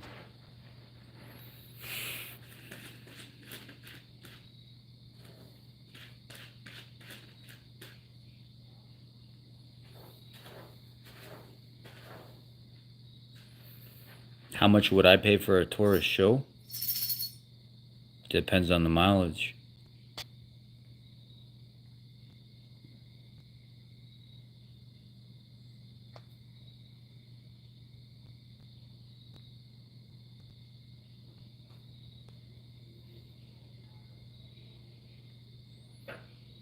I will. I'll put my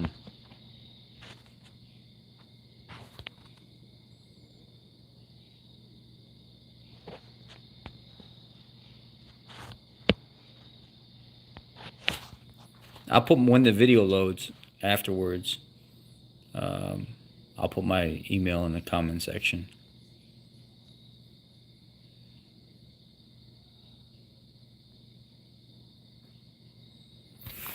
Yeah, whatever you choose to put through the system, Dean. I hate when people say that it can't be done. I do it all the time, and customers never come back with problems. I know there are YouTubers out there that tell people not to do induction services on their EcoBoost engines because it could damage the turbo and the seals and everything else and a catalytic converter. What are you going to do? You're going to let the damn thing keep gumming up and don't do anything at all? Are you going to pay somebody hours every single time you have to pull apart the intake manifold and stuff to do walnut cleaning and stuff? No, it's silly. If people get ahead of the game, like, you know, if the vehicle is newer and they do it like every 10,000 miles or something like that, they could be doing themselves a big service, or learn to do it yourself and just get a can of STP professional series cleaner and do it every 5,000 miles. What's it going to hurt you? You know, learn to do it. Learn to take some responsibility for working on your own stuff sometimes, and people would get a lot further. But I never understood that, why people are telling, oh, don't do these services, don't do those services, you're going to mess up the turbo, you're going to mess up this. Yeah, what happens when you don't do those services, though? You're still going to mess stuff up anyway. So let's, you know, be smart about it. Learn a little bit about our car. Watch some people that do it and how they do it safely, and then maybe create your own way or mimic them. So I think the STP Professional series from O'Reilly and AutoZone and all them, they're pretty good. It's got a timer on it. I have a video on it too. You can always go back and watch as well. That I walk you through step by step by step. Preferred power adder? I like the sounds of superchargers, but the most efficient power adder is a turbo. I mean, they won't deny that.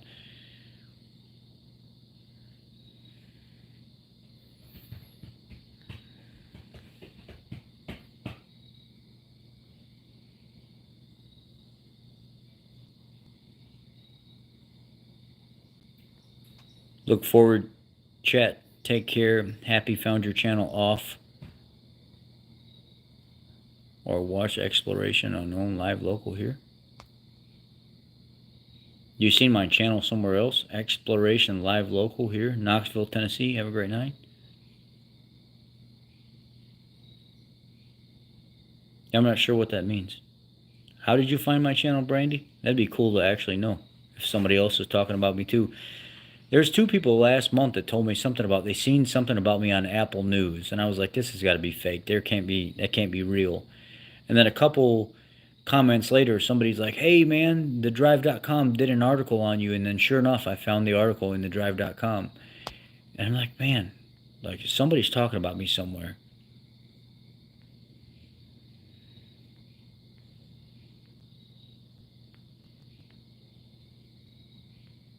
Are the U-joints replaceable on a 15 and up Mustang without replacing the whole drive shaft?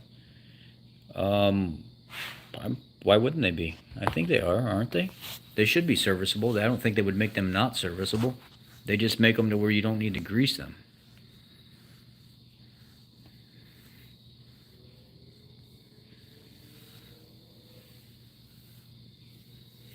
Not a problem, Dean. That's what I do. I recommend a catch can for anything that you can put a catch can on. Myron, so I hope that helps. It just makes things even cleaner. It doesn't. Is it necessary with every single vehicle? No, it's not. Will it help even with the ones that it's not necessary on? Yes, it will.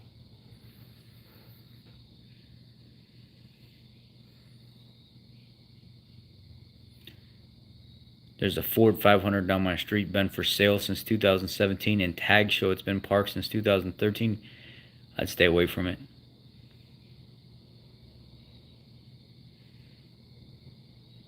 The reason I'd stay away from it is because, for one, it's sat that long. Number 2, it's not an easy vehicle to work on, especially when you got to get alternators in and out of that thing, and the electrical problems that vehicle had. They could be really great vehicles, but they could be a freaking nightmare. And it's a problem that you almost don't want to get involved in. I like watching your videos to get a better idea on what to look for in my car before it has a problem. Thanks, I appreciate that. That's what I do. That is why your ears are burning. Why my little satellite dishes stick out, my little mini dishes.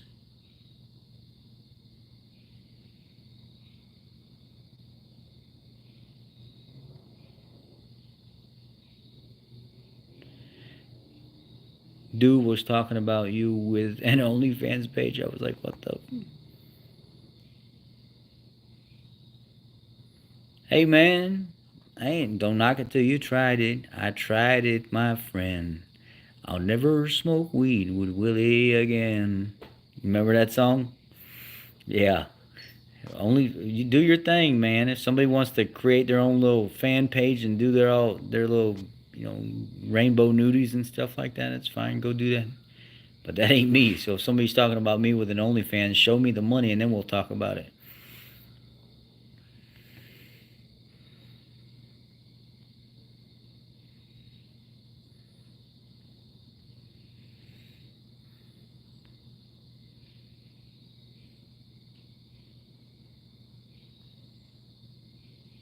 Oh, he had one?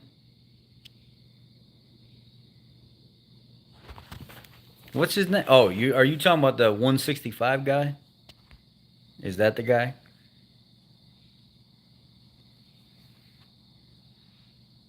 Yeah.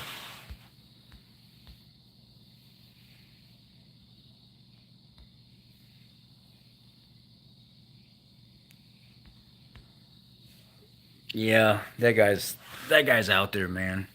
He'll talk about anybody though. He'll talk about you.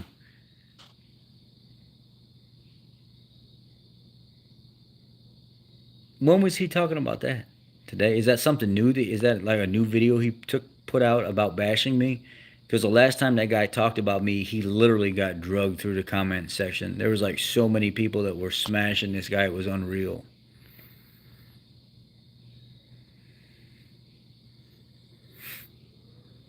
Where's the fuel filter located on a 2014 F-150 V8? You talking about the in-tank sock filter?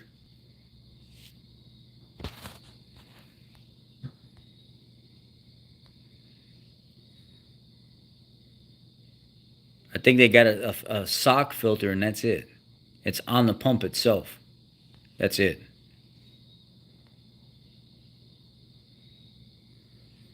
I'm a young lube tech. Thank you for your videos. I've learned a lot and hope to eventually become a mechanic. I appreciate that, Ryan. That's one of the main reasons why I started this channel, was to help young guys like you and to help people that are coming up. I just wanted to be a part of a community and just be a better person to be involved with other technicians. And you know, the subscribers, I like the subscribers, don't get me wrong, I like to help other people. But originally the main reason why I started this channel was to just build a community of car people, just different.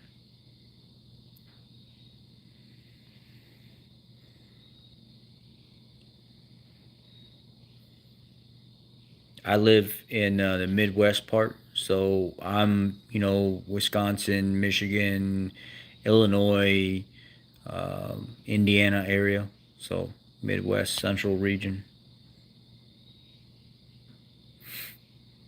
No, the guy originally started bashing me because he used to be a subscriber on my channel, and I had talked about how much of a pain in the butt it is to have to deal with those swollen Ford lug nuts. And that I recommended that when people, they buy a new vehicle, just get a new set of lug nuts. Actually get a set of Gorilla or whatever, you know, real good solid one-piece lug nuts, so you don't ever have to worry about that outer aluminum chrome type shell swelling on you, and then you break down on the side of the road and can't get a lug nut off, and you don't have the tools to do it, and it becomes a safety hazard. So I said, you know, as soon as you have the opportunity, upgrade to a one-piece style solid lug nut. You'll thank me later. And there's many class action lawsuits that people tried to go after Ford for and other manufacturers, and they failed because it's technically considered a maintenance item, even though it is a problem. And Motor Trend and everybody else has articles out on this, as well as many other YouTubers, and most of us here know how much of a pain in the butt it is. And this guy took his personal experience of what had happened to him and attacked me. And when people found out about it, they weren't having it, especially all the technicians that came to my defense and said, dude, you have no idea what the hell you're talking about. This guy does speak nothing but truth about what we deal with every single day as technicians. How are you going to tell us? And he's the type of guy that he's a race baiter. He's the one that talks about color and brings white people are the devil, and you know, white cops are a disgrace to society because they can only be from 0 to 100, and they're only going to be out there to kill you and shoot you and all this other stuff. And that's the type of person he is. And when I found out he was saying all this stuff about me, when I went to the comment section, I see how everybody was dragging him and just calling him this nasty liar, and why would he be that way towards me? It was overwhelming that I had that kind of support. And the guy, he's one of those guys that have done everything in life but never actually figured out how to do it the right way. And because he did it one time, that means he's a professional now. Or because he's, you know, I'm 50 years old, I know everything. He's that type of person, even though he's never done anything. And that he's dogging people at his place of employment and talking about situations that happen with managers and other people of color and stuff like that. The guy's really a piece of work.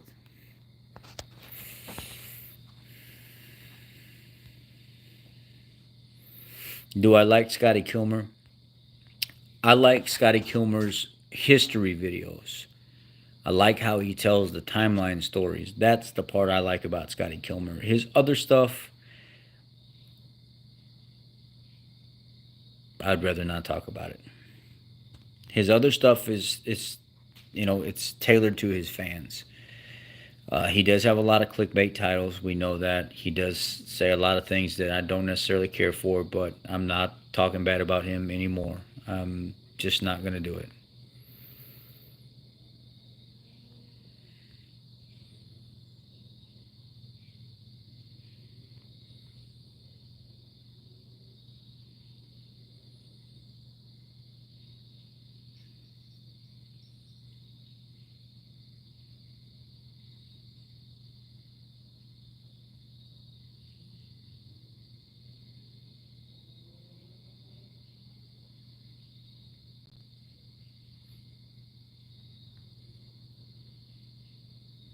How long does gas stay fresh in a tank? A tank of gas in my F-150 lasts a month or two. I'd probably say a couple months you're probably pretty safe. But you have to worry if you're getting ethanol gas, if that ethanol starts to separate, or maybe I forget exactly how it works, where, if it sets for too long and some of the fuel additive and stuff starting to separate, or ethanol starting to separate. I was reading a bunch of stuff on that where guys were having problems with the vehicle sitting too long.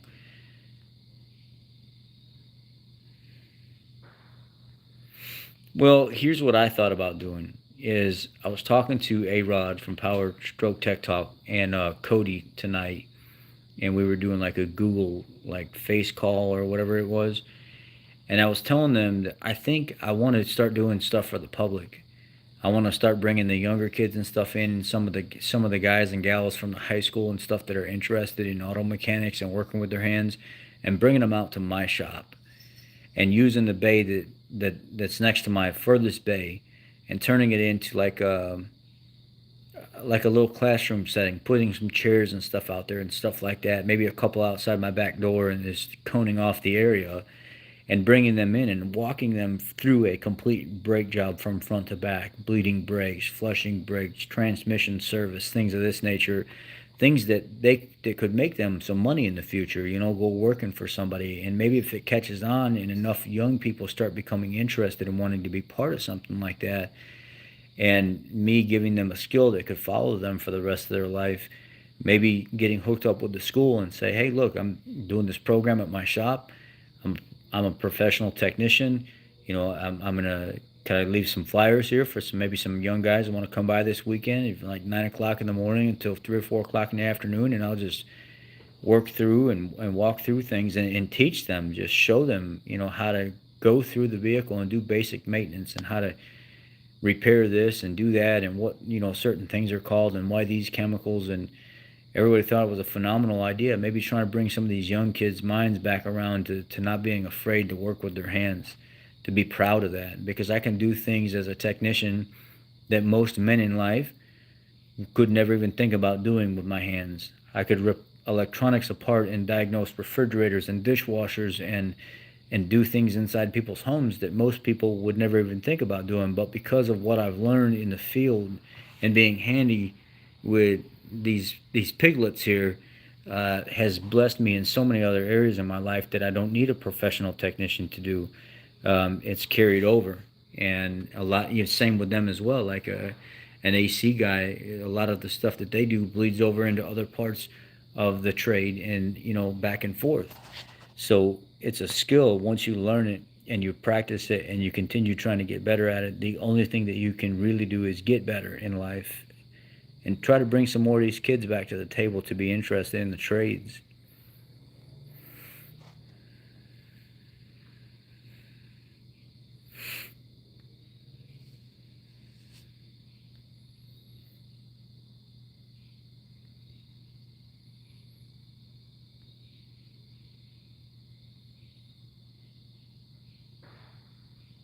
What is the mileage? Hours do you PTU fluid on Explorers?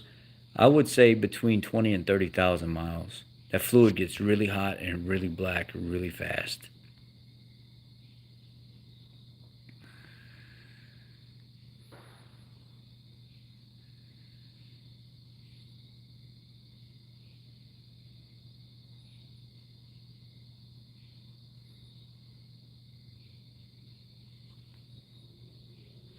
One of my journeymen in electrical told me a quote I'll never forget. Your ticket is the only means you are qualified to learn on your own. Is the only means you are qualified to.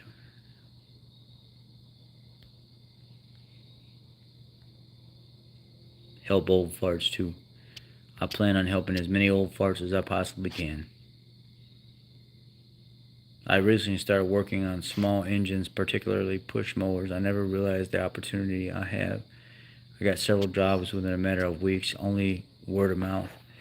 Well, I mean, this is how it works, You'd be surprised on how many just grown men in general don't know basic mechanic knowledge. Just basic. I'm talking the bottom of the barrel basics. Step 1, class 101, basics 101. I don't know if you guys remember a few months back, I'm standing out here outside the garage, and I'm hearing these guys cranking over this motor across the street. they're cranking and cranking and cranking, and I'm trying to sit down and produce a video or giving my thoughts after something happened. And I see there's 4 men over here. 4 men? 3 or 4 men. I forget how many it was now, but it's 3 or 4 men. Maybe could have been even 5. And they got the young guy there cranking and cranking and cranking and cranking and cranking. Moonroofs, F-150, how rare? Not rare. We get a lot of them in. A lot of the panoramic, or whatever they call it, I don't know what the hell it's called. The big giant roofs that go all the way through and they retract all the way to the back. Yeah, they're not rare. It's pretty common. And they're cranking this it's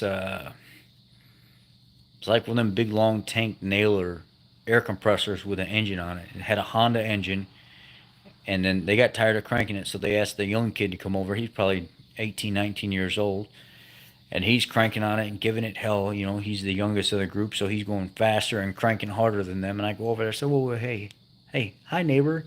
I've never spoke to you before, but can I come in?" And he's like, "Okay, come in." So I walk in his yard and I said, "You got a 10mm wrench?" He said, "Yep." I said, "Go grab that 10mm for me, and if you got a can of brake clean, give me a can of brake clean." So I kneel down next to the thing. I get a little bucket and put under the fuel bowl. I pull a little bolt out of it. Sure enough, it's all varnished and tarnished and all kinds of shit inside that bowl. Take some brake clean it all out, dump it out, wipe out the bowl, spray it up inside the bottom of the carburetor, clean it all out. I asked him, I see you got a little bread tie or something like that. I can clean some of this out. I run that bread tie around up in there and move it around. Spray it some more. Spray everything. Spray the pivot point for the float. Put the bowl and everything back up there. Clean it up real good. Then there's like a little secondary bowl next to it. Clean that out. Pull the filter and stuff off that. Clean it. Put it all back. I mean, I didn't have a couple minutes in this thing. I said, "You go ahead and dump some fresh fuel in here." And they mixed in some fresh fuel with that old fuel. And I said, "Let's just smell it." I said, "Okay, that old smell, don't smell so old anymore." So go dump a little bit more in there. Let's get some more mixed in there with it, kind of dilute a lot of that before I turn this fuel bowl back open. And then he gets a lot of fresh fuel mixed in there. You don't even smell any of that old fuel smell no more. As I was walking up, I could smell it before I even got there. And crack that little fuel line, let it fill up the bowl. I didn't even have to prime that thing, but one little pump or whatever, and that was it. It fired that sucker right up, and it run like it was brand new. And, you know, these guys are looking at me like, where the hell did this guy come from? And how in the hell did he just do that in, 3 or 4 or 5 minutes or something, whatever it was. It was quick. It's basic mechanical knowledge, experience, paying attention to what's going on. That's it. And the guy sold it right there. I bet you the guy that come up to buy it was probably thinking, why did this guy have to walk over here? I could have probably walked away with this thing for nothing.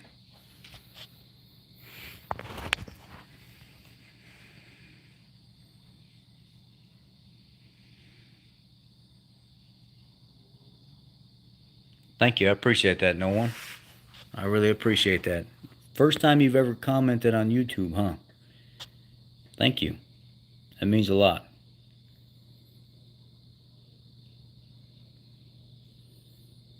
Working with your hands is very rewarding. That feeling of accomplishment is hard to describe to others who don't work with their hands. That is so true. When I'm done fixing something, or I'm done doing something that people think are impossible, you should see all the people that comment negative on my BG videos. And then they'll say something like snake oil, and then they'll get to one of the end of my videos and they'll see how clean the motor is and how nice it's running. And they'll leave a comment saying, "Oh man, I really appreciate that. That was pretty cool. I didn't even know that was possible. I didn't even think that stuff really worked." And I'll go back to see if their original comment was there, and they delete it. And the factor behind how rewarding that is to start something, get it cleaned out, get it running good, and how everybody thinks engine flushes are so dangerous, but yet you guys see me do engine after engine after engine, and I save people thousands and thousands of dollars all the time by doing this. And people are always telling me, "Oh, don't do it, don't do it. You're going to ruin the engine, you're going to ruin the bearings." And here they are 6 months, a year later, still driving the vehicle. And I emphasize, when I do this, this is your key to a second chance with this vehicle. That means you're changing the oil 3,000 to 4,000 miles all the time. It's quality oil. It's not any kind of junk oil. And you need to keep up on your maintenance, because when you start lacking after something like a big heavy flush or something is, you don't get a second chance on these. Once you get the first chance, that's it. There won't be a second chance. The motor will be done. So you've got one pass, you don't get a second pass. I've flushed it out. It's running like it's new. But I bet you the next time you do it, something's going to give way. So listen to me when I tell you that. Service your vehicle sooner. And a lot of those people that used to say all that negative stuff about it's not possible to save a sludged up motor, it's not possible to do this and that, they're just repeating what other people have told them, or maybe a one-time experience that they had. And it's sad because you get somebody like me that's passionate and knowledgeable about stuff, and I want to share those things with people. I want to empower other people. I want to show them these things, and they'll try to stop you from doing it. They'll try to make you feel like you're doing something wrong or you're a liar. But then when they watch the videos all the way through, and then they go back to your library and they see that you've done it time and time and time again, then they become subscribers and really good supporters. And then they quit with all the shenanigans, if they give it a chance. But a lot of people are so stuck in their ways, and they think they know everything, and it's sad. They don't have room to learn. When you close off your mind and those venues, that pathway of learning and listening to other people and living vicariously through their life and their situations, you stop learning. You stop learning almost completely. There's so much I learn vicariously through other people just by watching their lives, seeing the failures and the things that they've had to deal with and learning from them, and with them not even knowing. How many times do you go through life every single day and see people fail over and over and over again, and it becomes a tool, a learning, a building block for you to make sure that you never make that mistake. You don't go through what they just went through. You're learning from them, through them. It's possible. And a lot of people naturally take credit for things because they know something, and they don't even realize subconsciously you didn't know that. You learned that from experience of picking it up through somebody else. And it's a tool that you now have in your belt.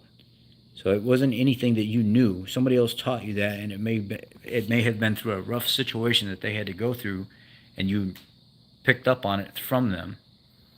And it's now a tool that you have. But you didn't just naturally, on your own, figure that out. You know, almost everything that I know, 80% of the things that I know and I've learned, maybe even 90%, have all come from experience in the field, working with other people, making mistakes and learning from those mistakes and those failures. Maybe 10% of it is me coming up with my own thing, trying to find my own ways to do things. You know, you can't take credit for every single thing that you do in life and all the things that you learn. It's because of people. It's because of networking. It's because of brotherhood. And you know, that's kind of what this channel is all about.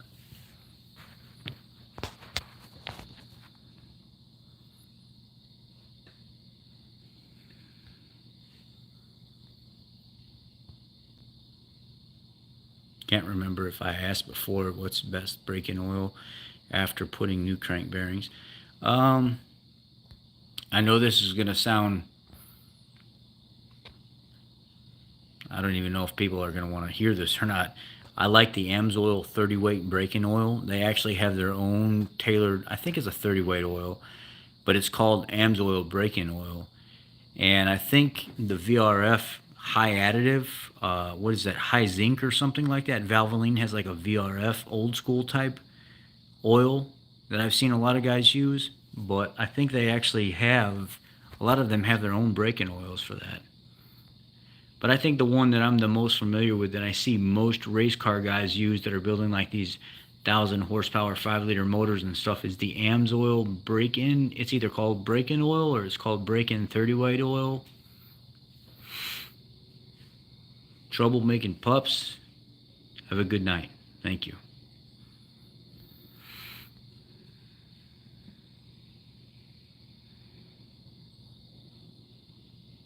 Everyone else is never involved with the viewers, but you are super. I just like to be involved here, man. I like people to feel some kind of connection with me. I don't want them to ever feel like they don't have some kind of connection with me, or they can't ask me something, because I'm never going to get back to them or I'm never going to pay attention to them. That's not something I'm about.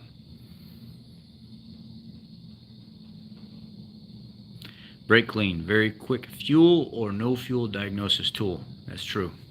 Also, map gas, whether map gas or propane, the little propane torches. If you don't have brake clean around or you're too scared to use it because it's already a gas, your vehicle will actually run. It'll start up on like a propane or a map gas or something like that. You just pull one of the tubes going to your induction off of your air cleaner box. Pull one of the tubes and stick the little end of your map gas in there and turn it on just a little bit and let it run, and give it a few seconds and go over there and crank it, and that gas flooding the intake will actually, it'll start the vehicle if it's a fuel problem.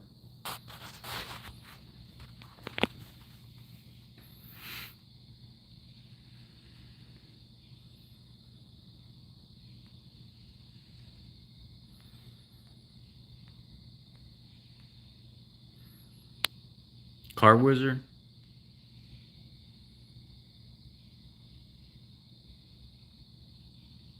Yeah, I know who you're talking about. He's actually a pretty good dude.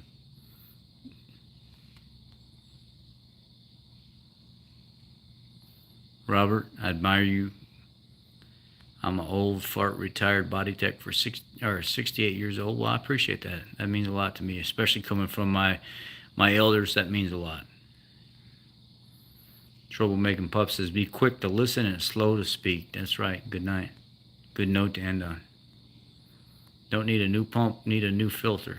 Always check for clogged, old, never replaced filter. Yeah, it doesn't apply so much on the newer vehicles though. The newer vehicles, you're never really going to get to the point where you can figure that out. Like as Mike said, 2009, 2010, 2009, Ford quit using that fuel filters and stuff like that. So 9 times out of 10, if it's a fuel-related concern for supply, it's either the pump itself, not so much a filter issue, unless you've been putting a lot of contaminated fuel in your tank and the sock or the pump actually plugged up itself. Thank you. I love sharing information too. You can learn so much from others' mistakes, save time, headache, others have helped, so I pay it forward. I didn't have the best dad, and I learned to do the opposite of his mistakes, and that allowed me to grow and use that mindset. That's right. You definitely can. That's a great way to learn, actually.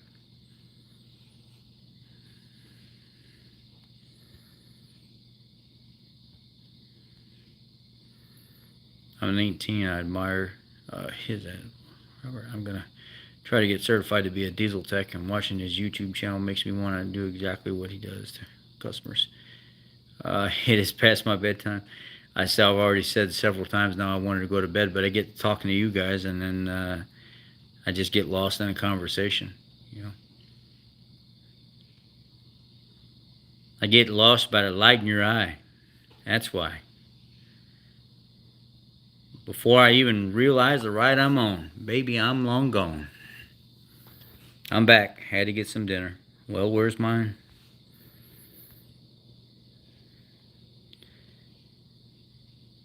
Replaced the fuel filters and an 08 6.4 liter I had picked up 3 months ago. Both were stamped with 07 dates. Should I be nervous? Does it run? Does it start? Does it feel like it's got plenty of power? She's going to have issues anyway. It's a 6.4. You're good. Run it. Send it.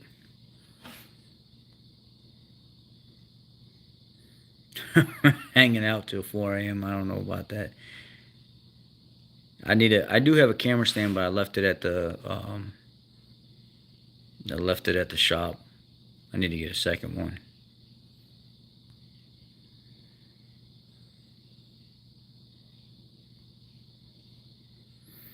Chris says, have a good night, Rich. Keep it up. Love everything you're doing.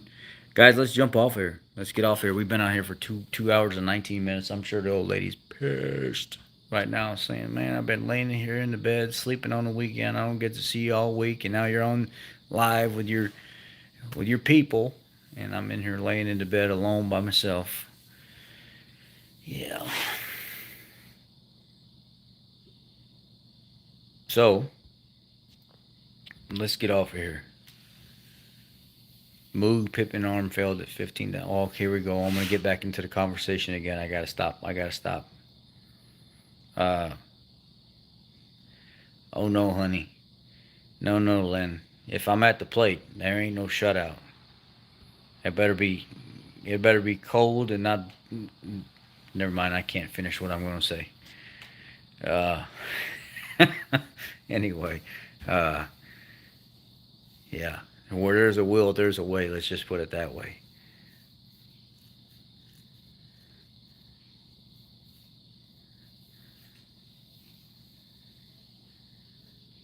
Yep. Y'all have a good night. Have a good night, and we'll do this again. Maybe if I get some time tomorrow, we'll jump back on here, and yeah. Y'all have a great rest of your weekend. Sleep well.